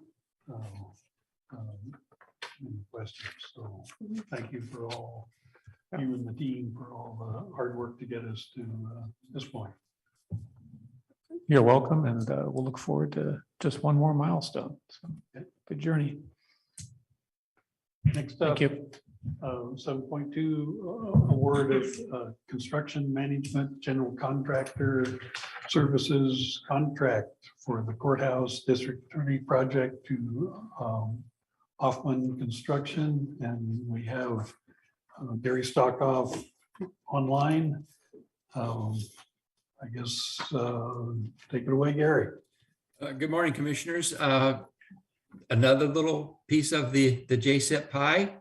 We completed a very robust process to select CMGC, the contractor for phase 1, which is the courthouse and the DA. And the unanimous choice was Hoffman Construction. So with your approval of their contract, we will begin. We've already actually begun contract negotiations to get them on board so that we can keep this moving and be prepared to start construction hopefully next fall. Okay. Any questions for Gary? Nope. No questions. I have a motion. Go ahead, we're ready for a motion. Thank you. I move to award the construction manager / general contractor CMGC contract for the Benton County Courthouse and District Attorney facilities to Hoffman Construction and authorize staff to commence with contract negotiations. Second. All in favor, say aye. Aye. Aye. Motion carries. Thanks, Gary. Get to work. All right. We are rolling here. Item 7.3, American Rescue Plan Act, ARPA grant, proposed business grant program. Krager, Jerry Sorty. Welcome. Thank you, commissioners. Glad to be here this morning. I'm actually going to be very, very short and just turn this over to Jerry, but just as a kind of to tee it up, as you all know, through our ARPA process last February through June, which you approved awards effective for this current fiscal year. One of the awards that we had provided for was City of Corvallis for a business grant program, small business grant program. They obviously, as Jerry, and as you know, have had a lot of transition in the Economic Development Office, but thankfully Jerry is now in place and helping to kind of move that particular proposal along. Part of the agreement that we had drafted and executed with the City of Corvallis was that they would be able to come back and provide the board an overview of that program in which that they're moving forward. And so that's really what we're here for today. So I'm just going to turn it to Jerry and let him talk a little bit about what they're proposing. And then with your approval, we'll begin to put it to work. Thank you, and good morning, commissioners. And for those who I haven't spoken to recently or who may be tuning in online, my name is Jerry Sorty. I work for the Corvallis-Benton County Economic Development Office. And our office is a partnership between the City of Corvallis and Benton County, and we provide services across Benton County. So in front of you today, put together a plan for a business funding program. The grant that we received back in July was to create a funding program focused on aiding small businesses that were impacted or disproportionately impacted during the pandemic. And what we're proposing is a $5,000 grant program. And in order to be an eligible business under this program, someone would have to be considered a small business as defined under the federal definition, which is 500 employees or more. Businesses would need to have been in existence since prior to June 30th, 2021. So 2021, that date is a little bit later than a number of the funding programs that were the federal programs that were put into place during the pandemic. I think that what we saw is that the pandemic spanned a fairly long period of time, and that there were businesses that may have been starting once things had started to reopen and then sort of close down again. So our proposal is to pull in businesses that may have started a little bit during the pandemic. And so we've set that date of June 30th, 2021. A couple of other details on that. We've got some definitions of how businesses would need to certify that they've been impacted by the pandemic. You know, an example of that is like if a business was closed during the pandemic, had decreased revenues or gross receipts, increased costs. There are a couple of different things that a business could use to show that they were impacted by the pandemic. Our thought is because the office covers all of Benton County, would be to carve out 1/3 of those funds for eligible businesses located outside of the Corvallis urban growth boundary. That way we can make sure that we're getting funds into potentially Philomath, Monroe, and Dare Village, and potentially in unincorporated areas as well. And our thought is that if the number of applications exceeds the amount of funds available, then we would simply run a lottery to allocate funds based under a lottery system. And that being the case, one of the best practices that we learned during the pandemic was to have an application window for a grant program. I think that 3 weeks is probably about a minimum that you would want to use. And the idea is that it takes time to reach different businesses across our community. It takes, it takes people sometimes time to hear about a grant program like this. And so we try to pull in people during an application window, and then we would run a lottery again if the number of applicants exceeded funds available for all of the people that applied during that application window. First come, first serve type awards tend to favor people who are, tied into the communication channels that we use the most. So today, requesting the board to review this program, and if it looks good as written, give us the go ahead. If that's the case, we'll move quickly. The goal is to get all funds out the door and to businesses that are in need by the end of this fiscal year, which is June 30th. And of course, we'll answer any questions that you have or take any feedback that you may have as well. Any questions? Yeah, I guess I'm curious about what you hear on the streets in terms of demand. I don't have a good sense for that anymore. There was a time when Kate was before us fairly often letting us know how businesses were doing in the community and what sectors were struggling. So what can you tell us? I don't know that I have any concrete information that I can provide. Most of what I've heard is anecdotal. I know that some businesses have been stressed and continue to be stressed. I've seen that across sectors. And what we've thought is to try to like feed funds into those folks who may not have known about the federal programs when those were available during the pandemic. So I really think that the experience varied based on the type of business. I know that there were some businesses that weathered the pandemic very well. Some of the traded sector businesses did. We know that service industry, of course, was hit hard, and some businesses at this point have already closed because of that. There are some that I've spoken with who are kind of trying to hold on, still looking to reinvest in their business, and I think we're trying to scoop and bring in those folks. And is $5,000 sufficient? I think that it will be. I mean, I think that, $5,000 for a small business allows some sort of investment in, either covering costs or in some sort of small expenditure. And the question is like, how do you spread out $275,000? On the one hand, it's large, but on the other hand, for a community this size, we want to like spread impact as much as we can. I think we'll get feedback fairly quickly. Like if there's just not interest in this, we'll have to just like regroup fairly quickly and figure out and respond to what we're hearing. Okay, that I'm happy to hear you say that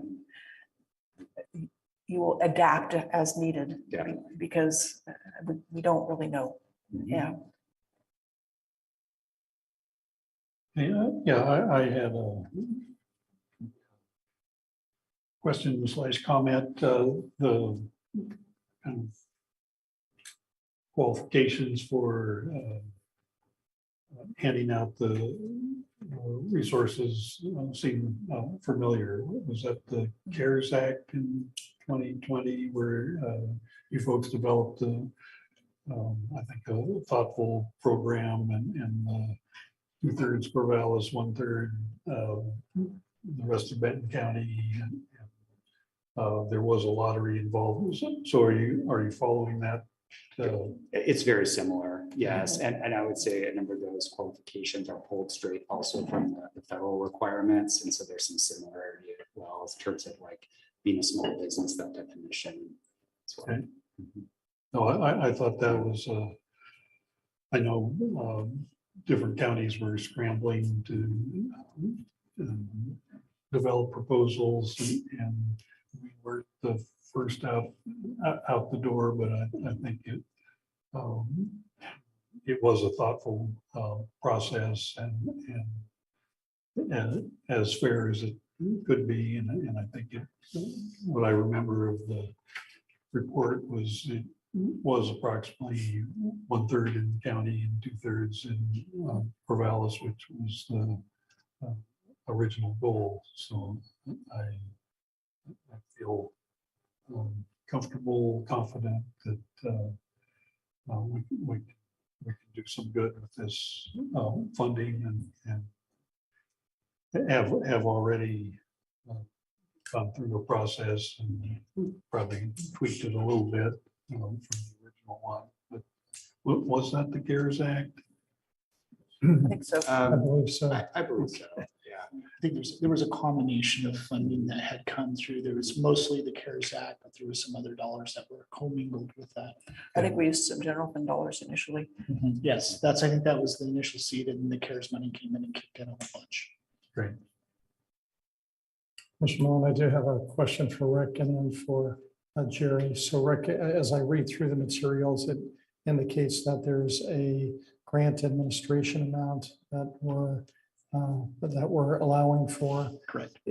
Have we allowed for that in our other ARPA? Yeah, recipients? so first of all, it is a allowable expense as it relates to the ARPA. And then, yes, we do have, some of our grants have administrative needs in this particular case, especially since there's, I don't want to call it, underwriting, but there is some level of work that has to be done in terms of pre-qualification. And this is also very similar to what we did with the other dollars that we had provided to the City of Corvallis Economic Development Office. There was an administrative fee on that as well. Thank you. And so Jerry, my next question was relative to managing this program. Are you actually hiring additional staff to do this, or how are you going to manage this? No, that administration fee would be used to pay a financial institution to receive the applications, run the lottery and so forth. We'll need to shop around a little bit. In the past, we have used Community Lending Works. Right. And yeah, so the hope is to make the application relatively easy and straightforward. And I think that having a financial partner will help us with that. Just a quick online portal that gets the information that's needed and kind of gets people going. So that is the thought behind that administration fee, and it's capped. So hopefully we can spend less than that to administrate the program. Great, thank you. I was just concerned regarding the vacancies in the office, and do you have the wherewithal to make it happen? Thank you. Any other questions? Commissioners, I might just add two real quick pieces. What we found, particularly with the administration of the ARPA dollars and some of the flexibilities, we do, as Jerry said, want to make this as easy as possible for the community. Certainly there's requirements that need to be met, but I think what we found so far, we've been able to make this because we have applied this to a nonprofit through our ARPA program, and it's made it really easy in terms of validation. So I'm hopeful that that can continue to be replicated. The second thing is just as a note, because I know with the other programs that we did this, we considered loans at one point as opposed to grants. So I think the previous programs that were, I will tell you, we talked about that and we looked long and hard into the federal rules. Very complex in terms of the payback. So that's why we ended up, again, that's Kate before Jerry, and then Jerry, we've talked about just too much complexity in terms of the requirements around. So it made much more sense to go grants. I have a reporting question. So in terms of the ARPA reporting for county purposes, will it be just the economic development offices that has to report, or will each of the business grantees also have to report at some point? So we've made the reporting as easy as possible. We do want some outcome information, but mostly there'll be information that they collect directly from the businesses. Rather than having some sort of a report that they have to file. Yeah, no, it will work mostly through Jerry's department, but again, we want to make it as easy as possible in terms of that. That's been our goal through all the ARPA grants. That's where Sharisa comes in. Thank you, Sharisa. I was just going to say I did not read Sharisa Steve's name. Do you have anything to add to the conversation, Sharisa? But you will be involved in this process. Heavily involved in this process. Okay. Any other questions or comments? Not, I think we're ready for a motion. I move to approve as required within contract 503163, the proposed plan provided by the Corvallis Benton Economic Development Office for a business grant program in the amount of $275,000. Second. All in favor of the motion, say aye. Aye. Aye. Motion carries. Thank you. Thank you. I think since Tracy Martineau's here and we can't start before 11 on the public hearing, so Tracy, why don't you come up and under departmental reports, 8.1 telework policy consideration and approval. Good morning. Good morning, commissioners. So what you have in front of you is a new policy for the county. We did adopt an interim policy during the COVID lockdown period, which was very situational in nature. This is intended to be a more routine general policy for guidance countywide. The policy was developed with extensive input and feedback from many stakeholders, including the COVID Executive Committee, our county leadership team, the county administrator, and it also went out for staff review for a period of 10 days. It's gone through the Policy Oversight Committee process as well. And I think I can say with confidence, it's been thoroughly vetted. Questions for Tracy? Yeah, I think the only group you left out is the unions, right? They also reviewed. Well, The they policy. would see it as part of a staff review. There was not any special Okay. outreach to There the was no unions. special consultation. Okay. It's come up from time to time in some of our labor management committee meetings. Okay. Well, I don't have any specific questions. I think that the policy and the procedures that were attached for our information are really thorough. And I can see that the lived experience of the pandemic has really informed this policy. It absolutely did, Commissioner. Yes, we started out with one draft, and then as we gained experience, we made some changes. I do have a question for Mr. Crony, though, kind of a technical question. We intentionally left the effective date blank here, as you see, as a to be determined. And I'm wondering if we, if the commissioners approve the policy with a March 1 effective date, would we still have the ability to phase this in over a period of a few months? I'm not sure what you mean by phase in. It would be difficult for full compliance effective March 1 with this policy, because especially since with our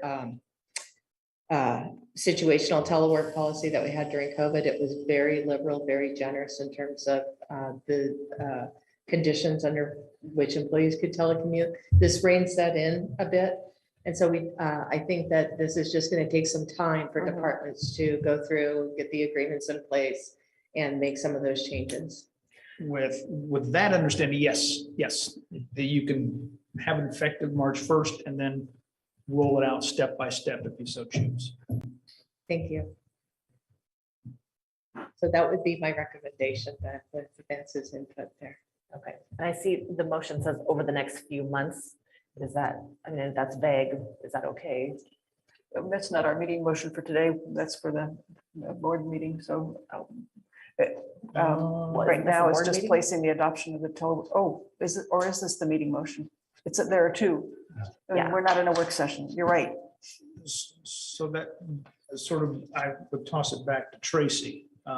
The motion, if the board chooses to adopt it today, the telework policy calls for it to be implemented over the next few weeks. Would you recommend that the board change that to say in phase in information beginning March 1st? That sounds perfect, Vance. Good catch.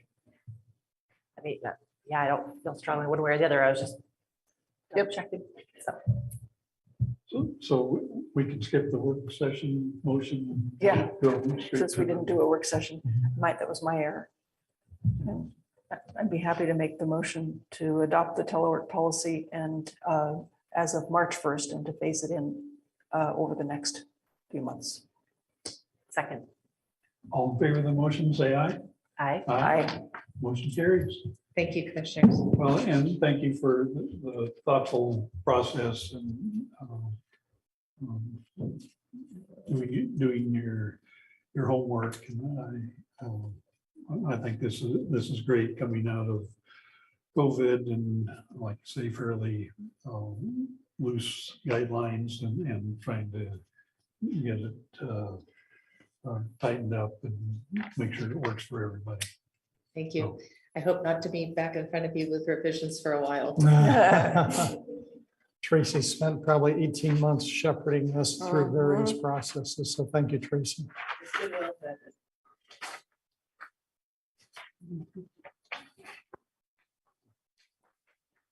Well, look at this. We are so on schedule. How did that happen?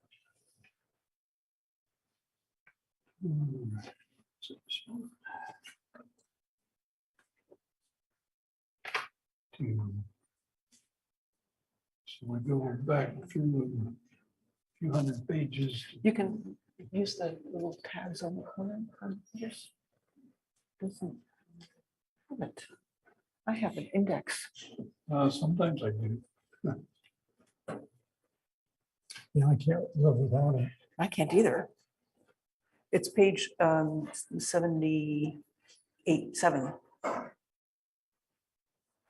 where it starts.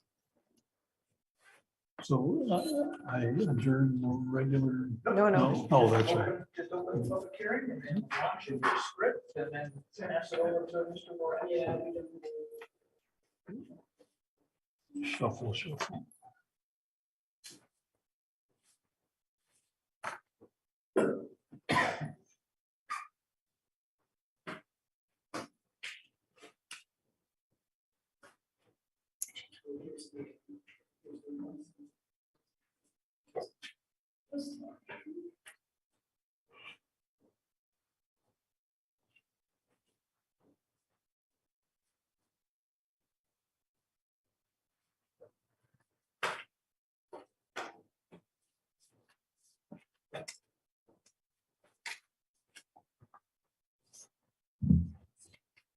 As soon as you're ready, Greg, we can start the public hearing. And Eric.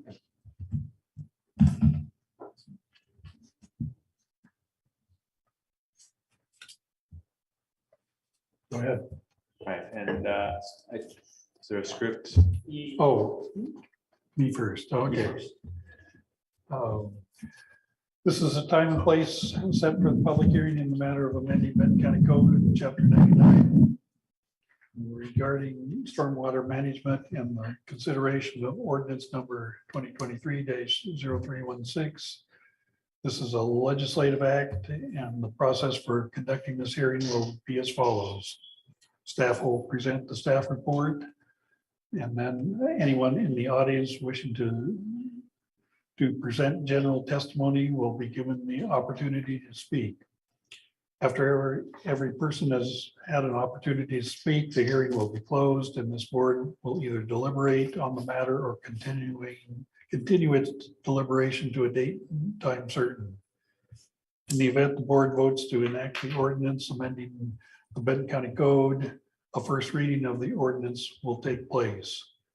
A second reading of the ordinance will then take place at least 14 days after the first reading. The ordinance amending Benton County Code, Chapter 99, will become effective 30 days from the date of the second reading. At this time, I'd like to open the public hearing and ask staff to present the staff report. Thank you. Good morning, commissioners. Greg Verrett, Deputy Director, Community Development. I'm Gordon Kurtz, an Associate Engineer with Benton County Public Works. And we have been before you a few times to talk about stormwater and these particular amendments that are part of our permit with the Oregon DEQ. Today is the actual public hearing to consider adoption of those code amendments. And so I'll be going through some slides, some of which you have seen before. But since this is the public hearing, there may be members of the public who haven't had the same information. So I apologize for any repetition. I will make a presentation. Gordon will be here for technical assistance and correcting when I say something wrong in engineering land. And we're both available to answer questions.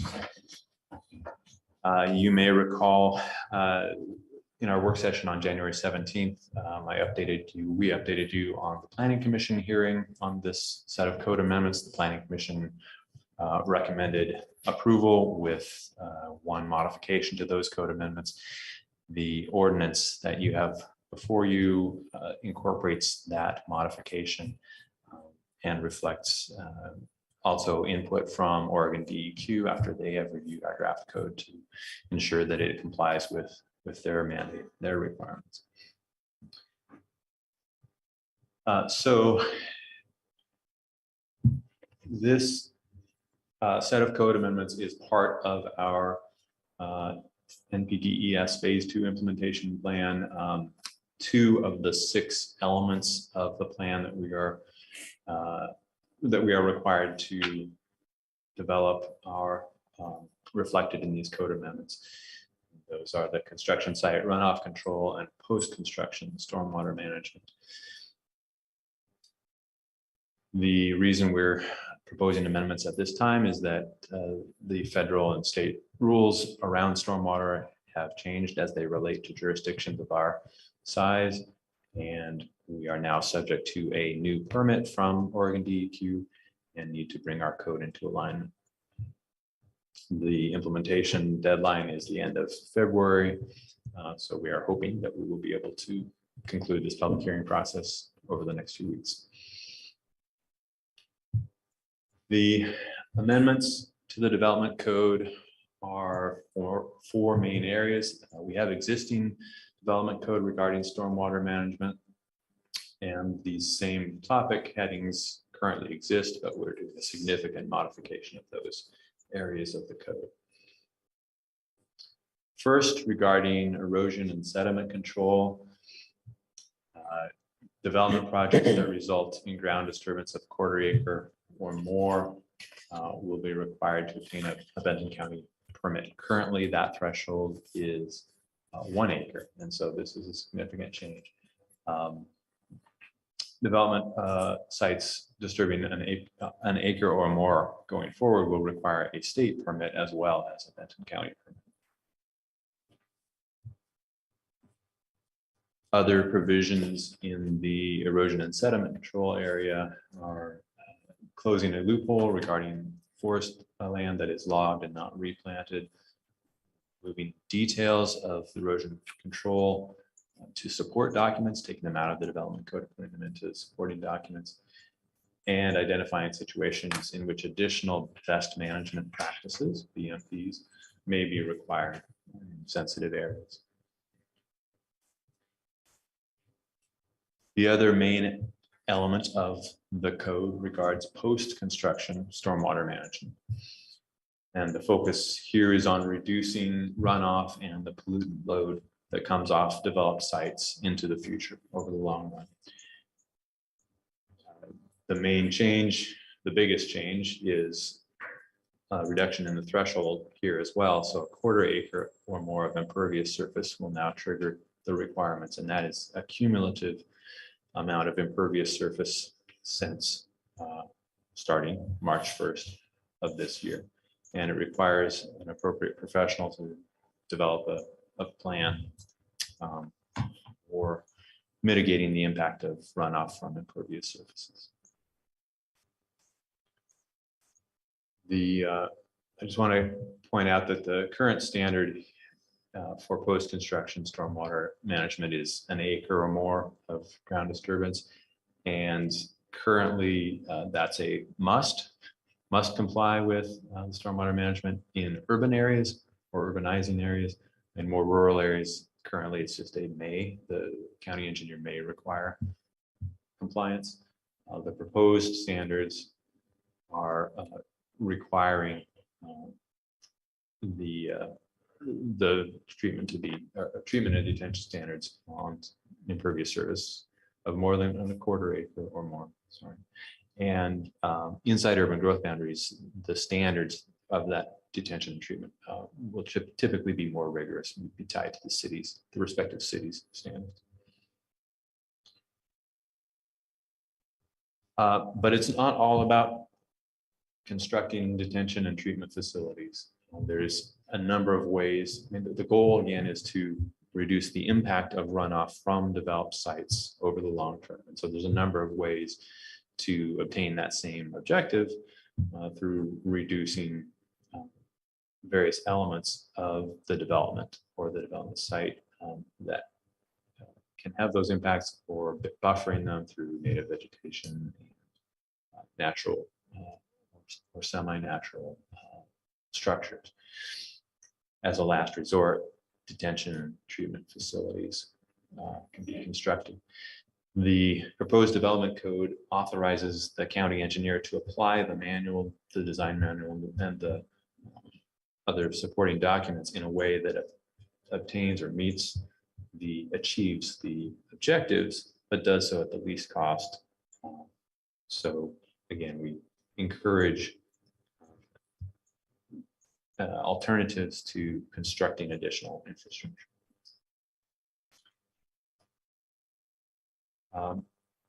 At our work session a couple weeks ago, 3 weeks ago, we discussed agricultural buildings. And so I'm showing you this map, which is the MS4, the area, so the municipal separate storm sewer system area. It's the area cross-hatched in blue. So the pink is the city limits, and the cross-hatched in blue is the MS4 area. This is the area where DEQ requires the most stringent application of our regulations. And so with regard to agricultural buildings, the proposed code would exempt from the detention and treatment requirement agricultural buildings resulting in more than a quarter acre of impervious surface if those, if the site is outside of the MS4 area, the area on that previous map. DEQ rules don't allow us to exempt agricultural structures inside the MS4. So that's why we have proposed it in this way. Additionally, the MS4 is the more densely developed area where impacts of any impervious surface are more likely, and more rural areas, impacts from impervious surface are less likely because of the natural buffering and detention and treatment function of the landscape. Okay, a couple other provisions of the code, and then we'll wrap up. So another significant change is that with regards to subdivisions or partitions, the code would require that the total build out of the subdivision be anticipated, be developed, designed and developed for all impervious surface that's intended to be developed through roads, driveways, houses, accessory structures, etc. And have that detention and treatment be built prior to final plat approval of the subdivision, so before lots are sold. And then build out on the individual properties would be tied to that detention and treatment that's already been built. There could be opportunity to have additional impervious surface if somebody went through those alternative mechanisms to reduce the impact without constructing additional detention and treatment. But the idea is to have things laid out ahead of time instead of having to come in after the fact and try and build treatment and detention on individual lots or to address additional development. And then finally, long-term maintenance of these facilities when they are required and built can be complicated, can be problematic. And so we've put into place a requirement for a formal agreement between the property owner and the county, where the property owner is a responsible property owner, or owners going into the future are responsible, runs with the land, and the county is authorized to compel repairs, bill for the costs of that. And again, this runs with the property, so it's binding on future owners. If the county is unable to collect on a bill, then a lien can be imposed on the property. All right, and then, so assuming this code is adopted, it's not going to be the last word on it. As we have learned over the years, the rules change, DEQ's requirements of the county change, and so we'll be monitoring, we'll be updating as needed. We also learn as we go, as implementation happens, we figure out things that might work better and we bring back improvements. So we'll probably be back before long on this topic, but hopefully not immediately. Gordon, is there anything you'd like to add? I think you covered everything very well. I think the only emphasis that I would draw is that the stormwater design manual is definitely a living document, in that we're working on it now, and we will continue to work on it through, I imagine, the next year or so before it's really locked down. We've received a lot of input from other agencies, DEQ, and from some folks at OSU regarding low impact development and green infrastructure and such. And those resources are large. There's a lot of it out there. And so we're kind of in the process of sorting through this. But again, a living document that will continue to, I think, get better over the course of the next year or so. Thanks. All right, do you have questions of staff at this time? We have a couple, one. Thank you. One is about the number of permits you would expect to see in this first year, just to get a sense for what the workload is likely to be and for how much feedback we might hear as commissioners as this is implemented. Yeah, that is an excellent question. Do you have a hand up? The estimates vary, and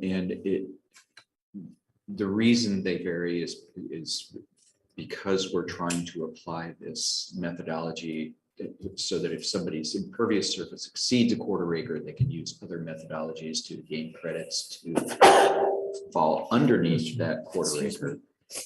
And as a result, predicting which ones are going to go over that quarter acre is difficult. My guess is that we're probably going to be in the range of 50 to 100 permits over the course of the year. At 100 at the outside, 50 I would say is about the minimum. And really the long-term goal, I think, is to reduce the number of long-term maintenance agreements we have with various properties. Those could, I mean, that will become the cumulative mass of those maintenance agreements is going to become difficult to manage over a long period of time. And so the real goal is to reduce those maintenance agreements. So the maintenance agreements, from our perspective, is really what we're trying to avoid, and at the same time benefiting the public by reducing their obligations long term. So I'm hoping that it will be we will process permits for about 50 permits, and we may come up with 1 or 2 maintenance agreements per year. Most of those maintenance agreements, I think, are going to be for larger developments. I'm getting a feeling that there's a fairly strong redevelopment movement happening in downtown Philomath right now, which may be problematic, in terms of like redeveloping commercial areas that are immediately adjacent to city services and stuff. You don't have the kinds of fall or vertical fall to take care of detention systems and things like that. And so we're going to end up with more complicated treatment systems in those locations. The maintenance agreements may be unavoidable. So simple answer, between 50 and 100. I hope that a majority of those permits are relatively simple and that we'll end up with just a couple, 3, 4, maybe maintenance agreements per year. I see Shannon has her hand up. Other members of our cross-departmental team may also have some input. I think Shannon Bush has been tracking this. I can let Darren go first. Darren, if you want to share our kind of calculations, or I can, either way. I was just going to ask Shannon to chime in a little bit to answer Commissioner Ostro's question. Sure. So we have, as commissioners, as you know, over the past few months, we have been doing some calculations to better understand our permitting levels in community development. And kind of one of the added benefits of that is we now have a better sense of the quantities of different types of permits. So we did a breakdown to understand the month-to-month quantity of different types of permits. And through conversations with Laurel, we kind of determined that it would make the most sense to consider, of course, single-family homes, manufactured dwellings, and to also include structural permits in this kind of universe, because some of those will kind of cross that quarter acre threshold, but some of them won't. So the structural ones are a little bit less clear as to how many of them might surpass that quarter acre threshold. But using 2022 data, the month to month sort of estimate that we have is about 25 permits per month of those 3 different types could potentially require an ESC permit. So quantifying that out for the course of a year, we're looking at about 300. So that's of course going to vary though if the kind of just level of development changes in the next year. If there's kind of an economic downturn and we see less development going forward than we did in 2022, and that's anybody's guess. But just using the 2022 historic data, that's what the estimate is about around 300. And that's, I would say that's probably on the high end because it's including all structural permits. We know that not every single structural permit is going to require an ESC permit. So maybe the best guess might be 200 to 300, I would say.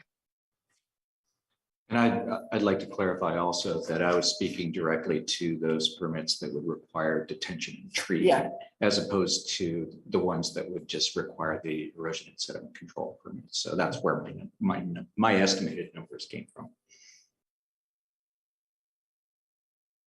Thank you. You did raise an issue though, when you, in your answer, when you spoke about Fulham with Main Street, will our permitting affect development within cities? Yes, we will. We currently have an intergovernmental agreement with the city of Philomath, and we cover all of their MPDS compliance issues. And so this falls under that purview. And so the development in the city of Philomath will be included in this. Now, and we are working with City of Philomath's public works staff and with the city engineer and the contract engineer to anticipate what we're going to be confronting in these sort of more urban commercial areas. I think the commercial areas are really the challenge. A majority of the building permits that come out of Philomath are from recent subdivisions whose lot size would never approach the levels that we're addressing here. And so, in truth, I think our primary concern is going to be in the urbanized area, the heavily urbanized area of Philomath. And it remains to be seen how we can address some of those issues. I think I mentioned at the work session that there was a recent development in that I was under the impression that that roof drainage could not be directed to infiltration galleries underneath paved areas or something like that. And it turns out that they can be.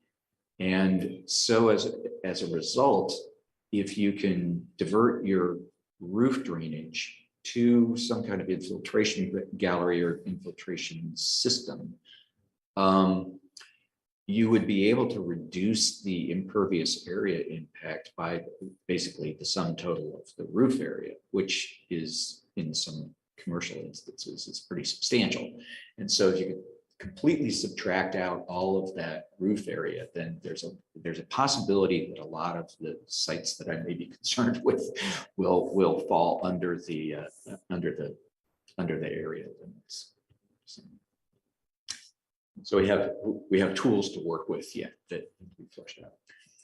And just to clarify Gordon's initial point, so these development code amendments don't apply directly to the city of Philadelphia. Yes. But through intergovernmental agreement, Public Works Engineering implements the stormwater provisions for Philadelphia.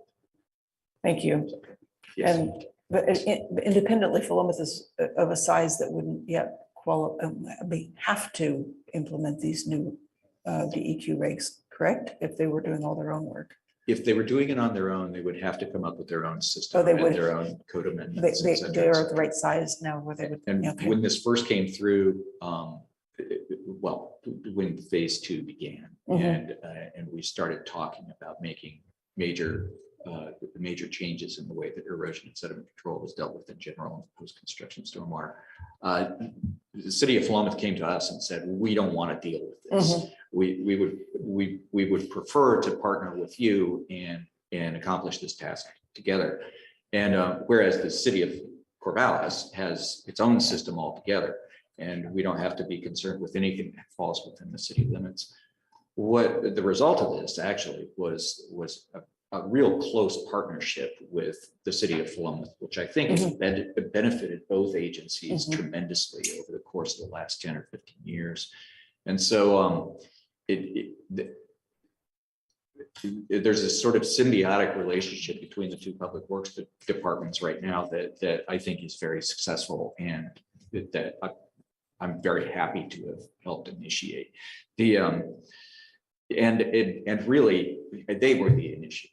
They were the people who came to us and said, please help us out. And it turned out that it really got to the benefit of those. And will Adair and Monroe also have to be in compliance with this phase 2? It's my understanding from DEQ that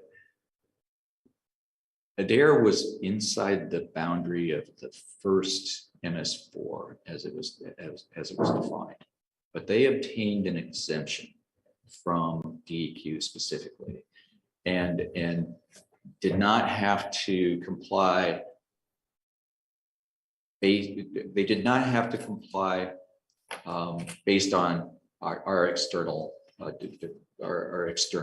responses to the phase 2 requirements, and agreed with DEQ to take care of their own erosion and sediment control, or MPDS compliance, internally.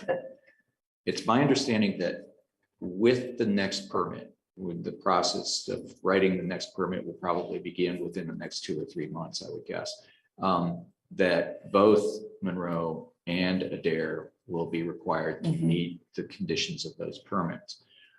Those permits will be identical to the permits that were issued to us, with whatever modifications DEQ comes up with. My understanding is that the permit is not going to change significantly, so that the overall impact of the next permit will not be as compelling as this most recent compliance effort has been. And so it'll really be dotting I's and crossing T's and adding language to clarify things and that sort of thing. But that does mean that both of those municipalities are going to have to start towing that line, and they may come to us for similar IGAs as the city. That's what I'm wondering. Yeah. I see that potential simply because of their staffing levels. Yes. So. Yeah, it's complicated. Yeah, well, that it was additional staffing burden for us too. So, Exactly. yeah, I have one last question and then I'll stop. My last question is that there are exemptions. Some of them are in invasives control, stream restoration, habitat improvement, and so on and so forth. The invasive removal, if it's replanted within a year, which makes total sense to me. But would those entities that are pursuing those kinds of projects, like our local soil and water conservation district or the watershed councils or a private landowner, would they have to obtain a permit anyway, even though they're exempt from the requirements? That's not the way that I'm interpreting it. Okay. No, and especially with the burden that has been placed on the local NGOs, given new FEMA interpretations, I would hesitate to add anything more to that pile. The other thing is that often when the watershed councils and the soil and water conservation district are doing restoration work, they often have to pull joint permit applications from Corps of Engineers and DSL.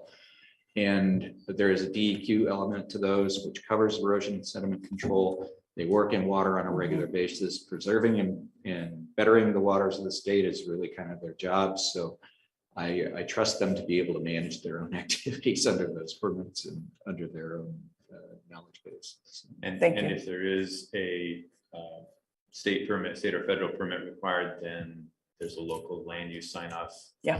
Land use compatibility statement where we would cite the exemption and say it's got to be reestablished, vegetation has to be reestablished within a year. So it's on everybody's radar.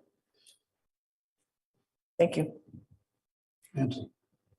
My question is pertaining to the stormwater support documents, the design manual and best management practices manuals. Are those done? Are they being worked on, or what's the timeline for those? I hope to have working drafts done. Well, the stormwater management plan and the BMP manual are both complete. The stormwater design manual, which is going to cover folks who cannot get under that quarter-acre impermeable area, that will be done by the end of the month. And so I should have a working document that I can have vetted by engineering staff by the end of the month. And because our actual implementation date is out in March, I hope to have it on the website probably by the second week of March. So. Okay, yeah, that I think you're kind of getting to the heart of my question there is, if we're going to implement this, how do people know what design standards to follow? It sounds like the simple answer that I have been giving local engineers who have inquired about it is that our detention standards are going to mirror those of the city of Philomath, because we did not want to create standards that would necessitate them, or that would make them change their own public works design standards. So we used that detention standard as our model. The city's engineer, West Tech Engineering, created a similar set of documents for the City of Independence. City of Independence, in compliance with their phase 2 process, had to come up with a treatment system. So the detention systems that were developed for City of Independence were identical to those of the City of Philomath. And so we took the treatment systems from the City of Independence and incorporated those into what we do. So currently, the detention standards for the City of Philomath and the treatment standards for the City of Independence are the models by which are the models we would direct professionals to understand how they would have to comply in these larger development situations. okay. So in the real world, in practice, there's not going to be a situation where someone comes to you and says, "Oh, we're trying to do this, but we don't know what to do or what to follow." So okay, No, just wanted to make sure. and one of the things about this also is that once you get past that quarter-acre of impermeable surface, a subdivision or a series partition or something like that, the engineers are going to be doing that work. The engineer, if I point the engineer at one or the other of those two documents, they'll know exactly what they need to be doing. And so this is also one of the reasons why we want to stay out of that circumstance, is because we don't want to take mom and dad who are trying to build a home for their kids and have to send them to an engineer to do $15,000 worth of work that is obviously going to drive up the cost of their home. So, so I'm talking about audiences here also, like for the larger developments, a subdivision, for instance, I would direct them to these two documents if the stormwater design manual is not complete yet, and they would understand what they needed to do. Thank you. A couple of questions ago, we were taking a tour around Benton County, and does this have any impact on Alsea? Only in the sense that a building permit in Alsea would probably have to comply with these measures as well. The storm drainage system in Alsea is a bit of a mystery. Yes, we have good maps for it, but it is in desperate need of a retrofit, and I think that we would have to be careful if we were to create large tracts of impermeable surface, especially upstream, like on the north side of the highway. We would have to look at that pretty carefully. Again, the goal would be to use passive methods to detain and treat water, stormwater runoff. But I think we're going to have to look at that one on a case-by-case basis, depending on redevelopment. The school, if that's of concern, the school obviously has already permitted their most recent expansion, and therefore they're sort of grandfathered in. They don't have to comply with these methods. But the other thing about the school is that it's immediately adjacent to the 100-year floodplain. And when you have outfalls that are adjacent to floodplains, oftentimes detention is exempted. And that will be one of the stipulations of the stormwater design manual, is that when you have waters that are discharging immediately into floodplains, there's no point in detaining them, because you're not really causing any downstream damages by releasing higher volumes of flow. The treatment element, again, is something we would have to visit.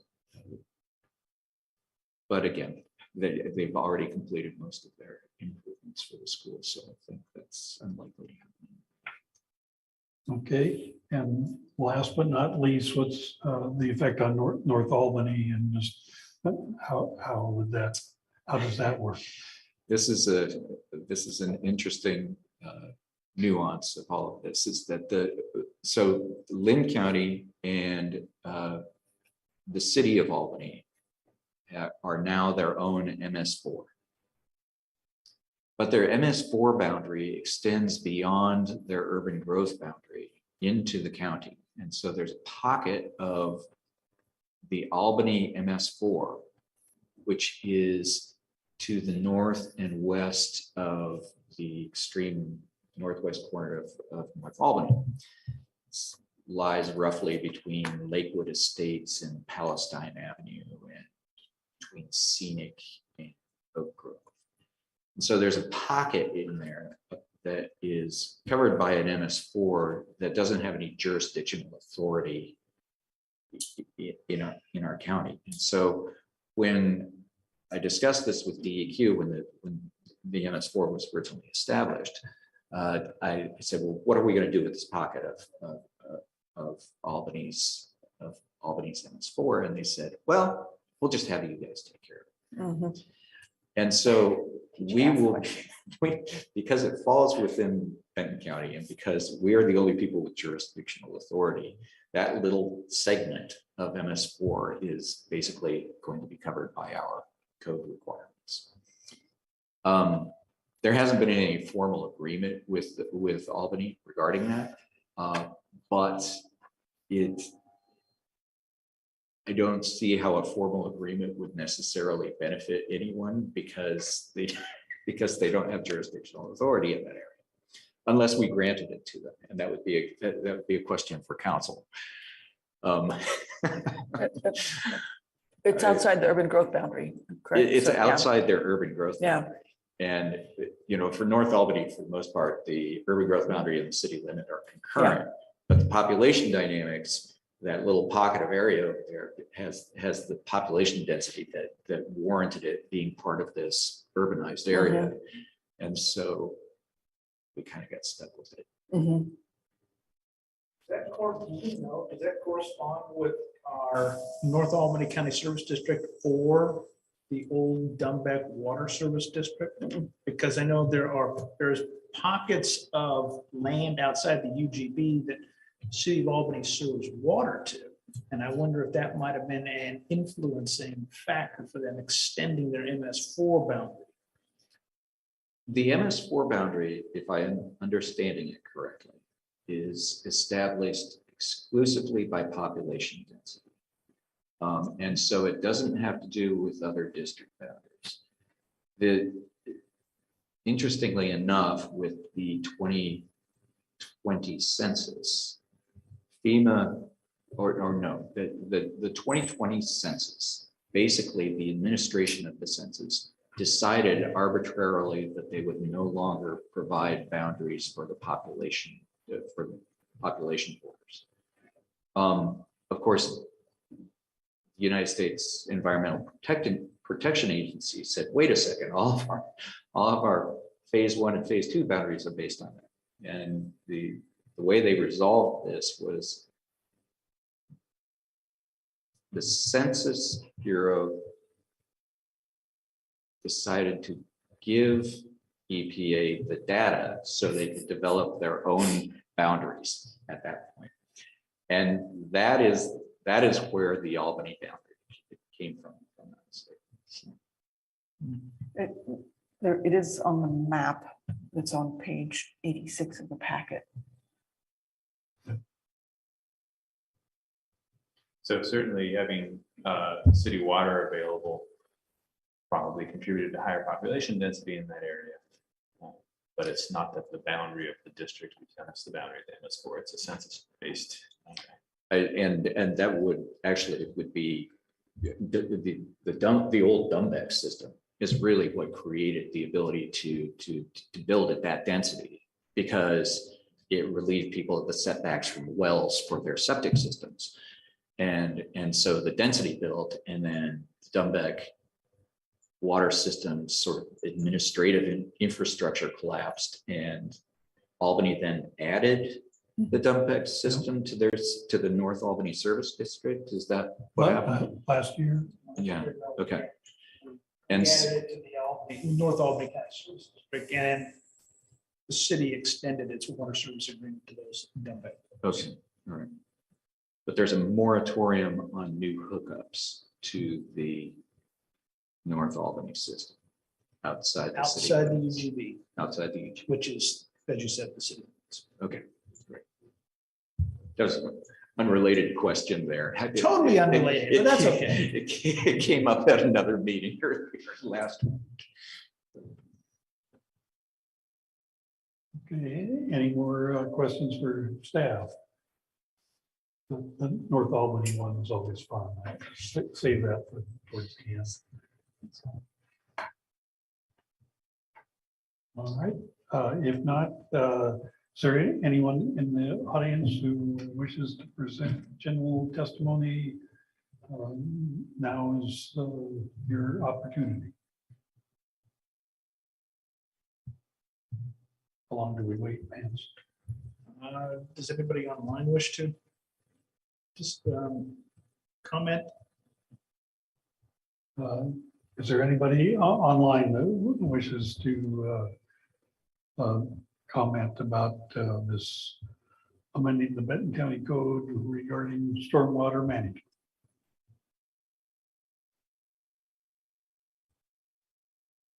Hearing none, I think I will ask County Council the first reading of the ordinance. Well, how about if we close the public comment portion, which generate any comments, you guys can deliberate on whether you wish to adopt this, and then after, if there is an approval of the motion second to adopt the ordinance, then I will conduct the meeting. I'm the caboose on the train. How's that? Okay. All right, closing the public hearing, and any questions or deliberations from the board? Just only that I support this, and I thank staff for all of their work on this. And I mean, this was kind of handed down to us, so we have to do this. So thank you for all your work. I would also like to thank staff, and also in particular for the extensive outreach that you did with stakeholders in advance. I think we would have had people in the audience if you hadn't, because this is a big lift for many people. The goals are lofty, to protect our water quality and provide a good drinking water and habitat, etc. So the devils in the details of implementation. But I'd be happy to make a motion. All right. I would move to enact ordinance number 2023-0316, amending the development code regarding stormwater, and to conduct a first reading of the ordinance. Second. All in favor of the motion, say aye. Aye. Aye. Motion carries.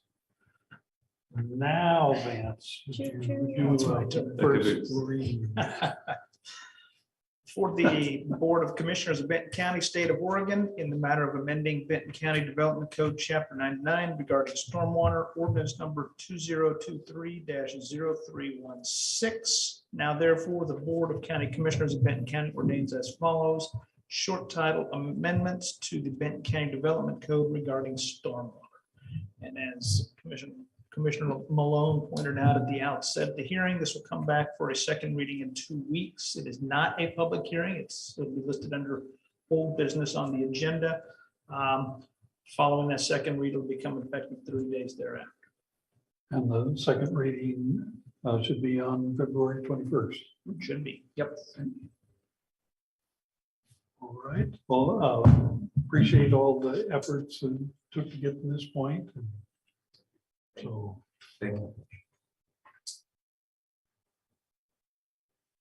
And so I close this public hearing. Close the public hearing, and now I would open the public hearing. Let's see, for the City of Adair UGB expansion.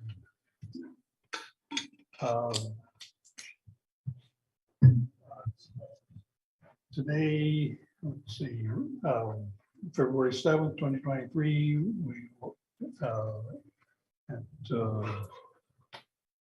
11:48, we will have a public hearing to consider the approval of the comprehensive plan map and zone map amendments to expand the City of Adair's UGB by 55 acres and to amend the county zoning map from exclusive farm use to urban residential, 50-acre minimum parcel size. So all testimony, arguments, and evidence received during this public hearing must be directed toward the approval criteria or to such other rule, law, regulation, or policy that you believe apply to this case. The hearing procedure will be as follows. Staff planners will present staff reports, testimony from those in favor of the application, testimony from those opposed to the application, and for testimony from any representative from any other government body. So do I keep reading? Yeah, one more paragraph on there, right? Two. Please try to avoid repetition. If someone else has already expressed the same thoughts, it's perfectly acceptable to state that you agree with the statements of the previous speaker. If you have documents, maps, letters that you wish to have considered by this body, they must be formally presented in the recording of this proceeding. To do that, either before or after you speak, please leave the material with Eric Milo, who will make sure your evidence is properly taken care of. Now we will have staff present staff reports. Morning still. Thank you, commissioners. I think we should clarify the process at the outset though. So December 6th, the Board of Commissioners and the Adair City Council held a joint public hearing. At that time, you heard public testimony, deliberated, and voted to direct staff to prepare an ordinance approving the amendment. So it's my understanding that the public comment, public testimony portion of the hearing concluded at that time. And what you're considering today is approval of the ordinance. Is that correct? Because this is a public hearing to enact a Benton County ordinance, we do have to provide an opportunity for public comment. It is a bit redundant within the context of the joint hearing, but our charter requires this opportunity because it's an ordinance. Okay, thank you for that clarification. Then I will point out that I received today, I believe, emailed an email from a member of the public. It was a memo directed to the Adair City Council, who is considering a similar ordinance, of course. And, but there was no, it was simply emailed to me. There was no direction or request to have it presented to the Board of Commissioners, so I'm not certain what to do with that. It was emailed to me directly and addressed, the memo attachment was addressed to the Adair City Council. I don't think it would do any harm to have it put into the record. So can forward it to Erica. That way it'll be memorialized within the record of this.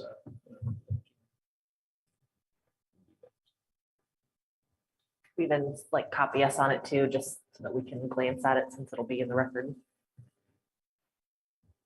So the appropriate way. Yeah, no, very good.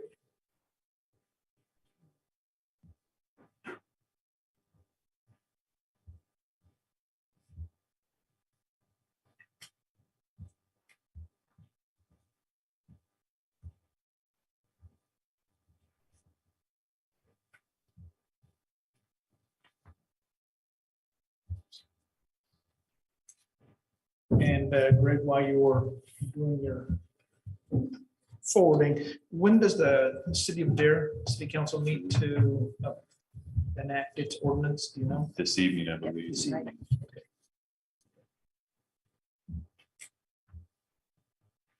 And just to point out to the Board of Commissioners, if you choose to make any changes to what's presented to you, those changes would also need to be approved by the City of Adair as well. So.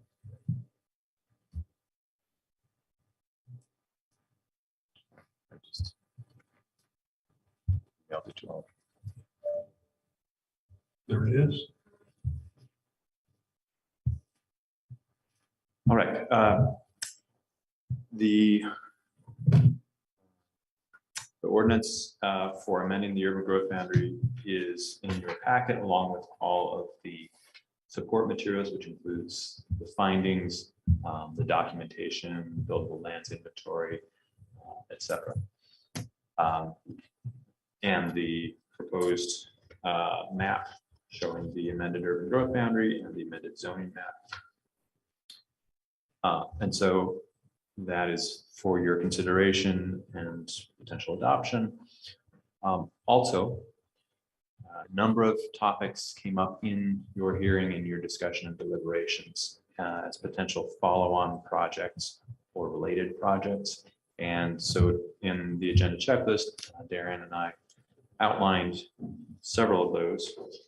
And because they seemed intertwined with your consideration of this urban growth boundary amendment, we didn't want, but they were not conditions of approval per se. We didn't want them to slip to the side. So wanted to at least start the conversation today about what to do with those potential projects.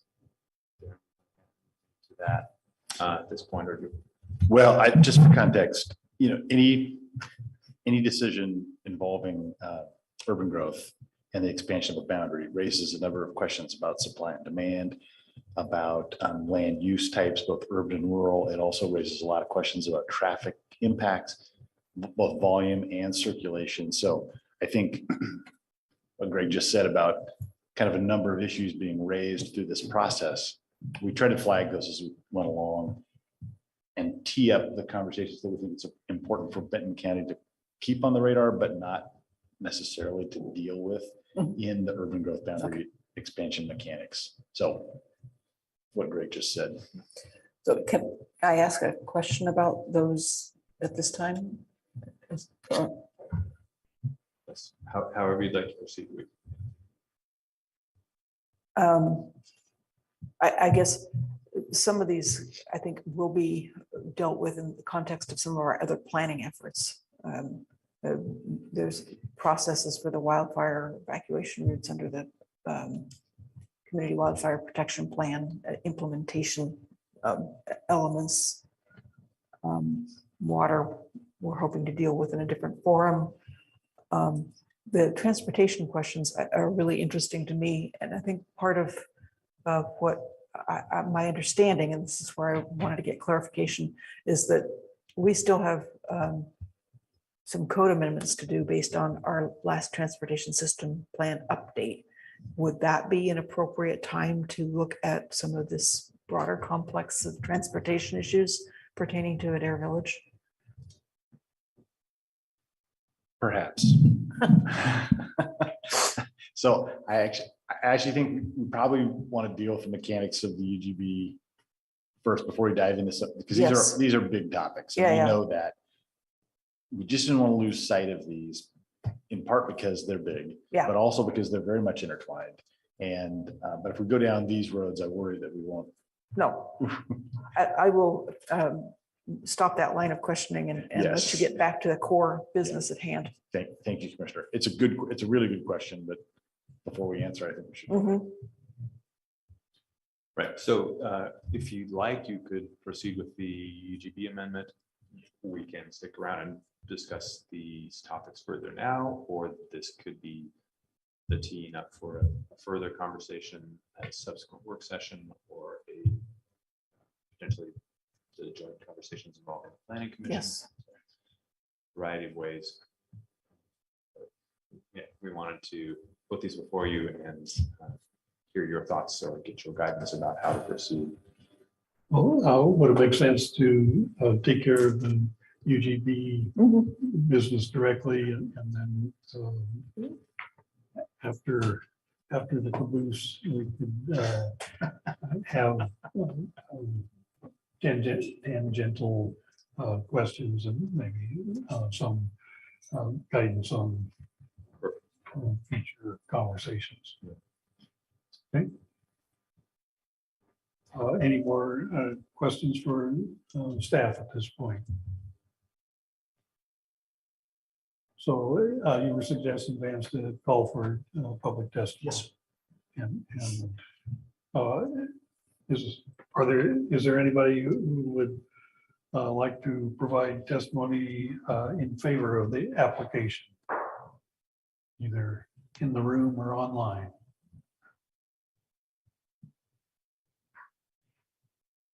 Hearing none, I will ask for, is there any testimony from persons opposed to the application?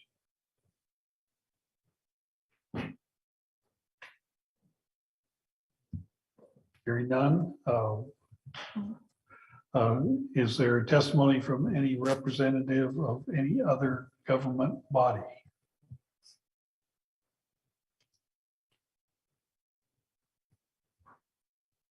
All right. Hearing none, I think we're ready for a motion. Or do we deliberate first, or do you want to just make the motion?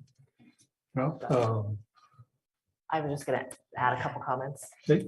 Again, thank you to staff for all the work on this and our partners with the Adair Village. I know this has been a very important project to them. And I guess I'll just say that, you know, land use obviously is important, and it's Benton County's role to take a view, you know, a broad view across Benton County. But I think it's also our job to support the incorporated areas with these big issues like housing. And they've demonstrated the need for the expansion. All 55 acres are warranted. And so I support this. well, if we're doing comments, I thought the joint Benton County Commissioners Adair City Council meeting, I guess, in December was useful. I'm glad we were in Adair and got to get some of the pros and cons and some of the issues that are of concern that we should take a look at separate from this UGB expansion question. I think we really did set us up as a model process for other jurisdictions as well, other counties and cities to pursue urban growth boundary expansions. I know it's a really onerous task for a lot of small cities. And the fact that we've worked so well alongside Adair Village is a proof that it doesn't have to be quite so challenging if there's collaboration. So thank you. We do have lots of other issues to think about as the growth occurs. Look forward to those discussions at a later date.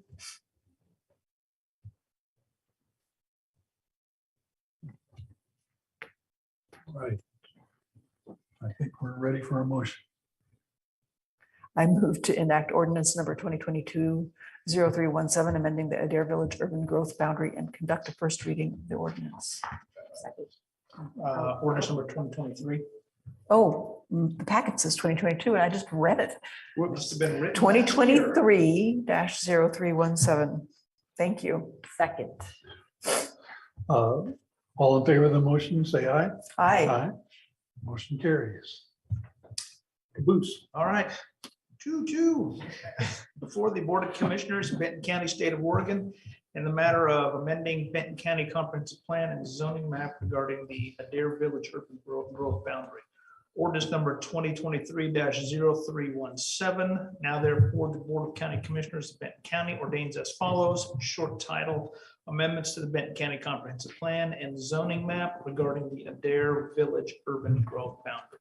And like the ordinance, the prior hearing, this will come back for the board under old business on your February 21st agenda for the second reading, and it will take place and it will become effective 30 days thereafter, presuming, well, ours will take effect and it should mirror the ordinance that Adair Village enacts tonight.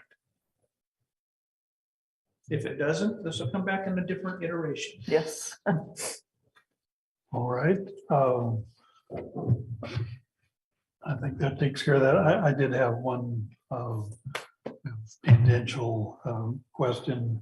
I heard something about a potential law change to make relatively small UGB expansions easier. At this point, everybody's in the same boat, whether it's 500 acres or fairly, think of the Portland area, expansions versus this relatively dainty 55 acre.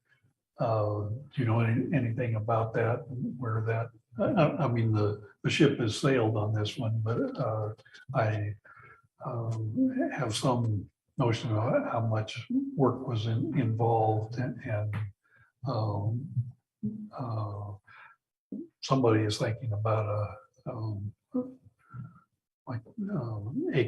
probably acreage limit on that would, if you're above that, then you get the full package. If you're below that, it might be a more streamlined, might not be the right word, but a less onerous process. There is a distinction currently in the rules based on the size of the city. So Adair Village was able to go through a not streamlined, but simplified by comparison process compared to what, say, the city of Portland would go through. But I don't know the details of an additional process. I'm not familiar with the specifics, but I'd say that is not a new concept. I think every legislative session that comes around. So okay. I can take a look and come back. It probably warrants some follow-up. Yeah. And where's the population break on the Adair process versus the Portland process? It's in the thousands. I think it's 5,000. It may be 2,500. I'll have to go back and look. But it's bigger than Adair Village is currently. Okay. Thank you. But not by a lot. Okay. Well, we can close if there aren't any other. I have another. Okay. We talked so we had the legislative breakfast this. Oh, sorry, we're still in the public Are we hearing. done with the public hearing? Oh, sorry, I thought he closed it and went on to a tangential. I guess we need Darren and Greg anymore. Well, we always need them, but they can be Yes. excused, I think. Oh, okay. Be honest. If I didn't do it already, I will close the public hearing on the Adair UGB expansion. Okay. Nancy. Apologies for jumping the gun. So the legislative breakfast we held on Saturday, we had previously decided to hold it at the officers clubhouse.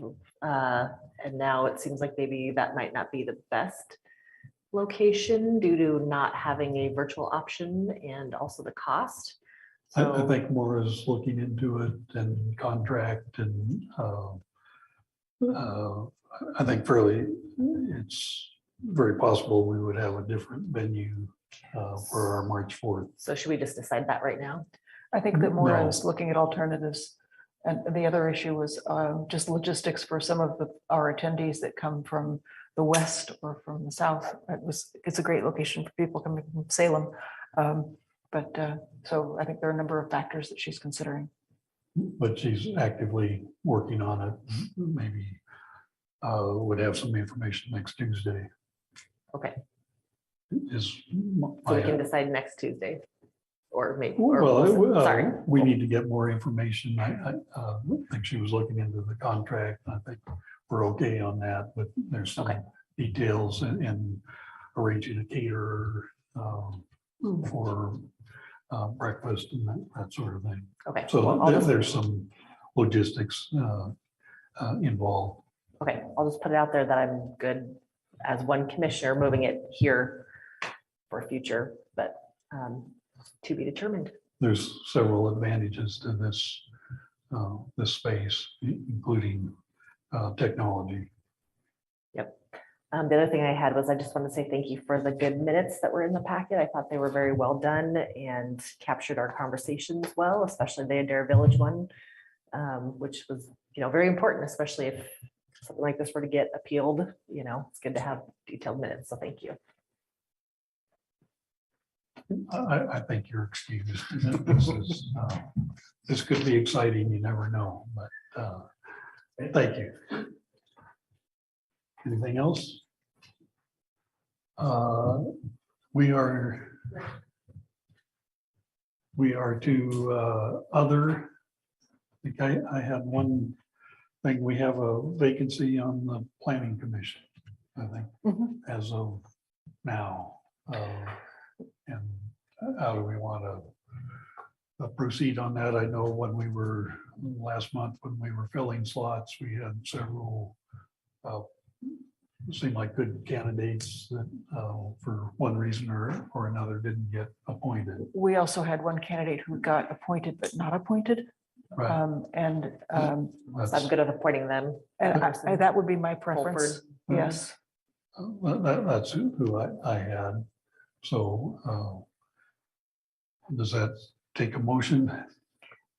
Well, the appointment process usually goes to Teresa and it's usually on the consent calendar. Okay. Right, so this is which individual? Mr. Fulford. Ed Fulford. Ed Fulford. So got that? But we haven't, so are we waiting until Teresa before I we don't puts it know. on the agenda? And So if that's the direction you want to go, then I will let Teresa know that Mr.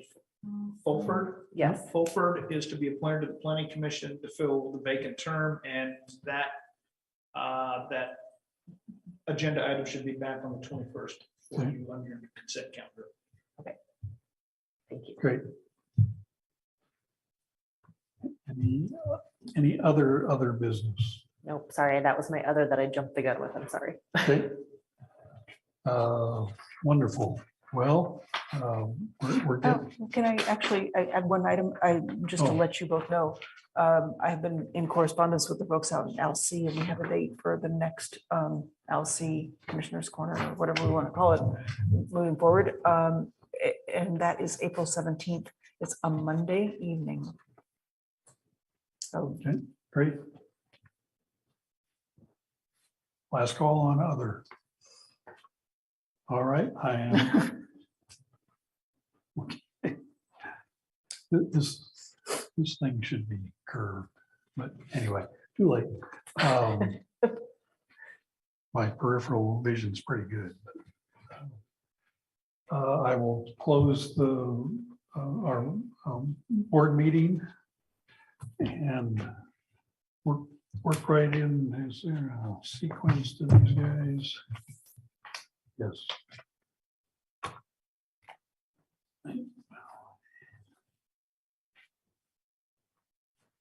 They're usually just alphabetical, right? Well, they do have numbers. 2 for Elsie. Okay. Well, Elsie is D26. So I think I will start with those folks.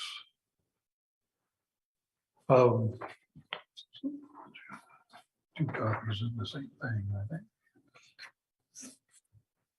All right, we will now open the LC County Service District Governing Board meeting. Are there any comments from the public? Hearing none, there is a consent calendar. Move to approve the consent calendar. Second. All in favor of approving the consent calendar? Aye. Say aye. Aye. Yes. All right. Is there any other business? Hearing none, I will close that meeting and open the Hidden Valley Domestic Water Supply County Service District Governing Board. Are there any comments from the public? Hearing none, we have the consent calendar. I'd move approval of the consent calendar. Second. All in favor of the consent calendar, say aye. Aye. Aye. Consent calendar is approved. Is there any other business for the Hidden Valley water folks? Hearing none, I will close this meeting and open the Agricultural Extension Services County Service District Governing Board. Are there any comments from the public? Hearing none, we have the consent calendar. Move to approve the consent calendar. Second. All in favor? Say aye. Aye. Motion carries. Is there any other business?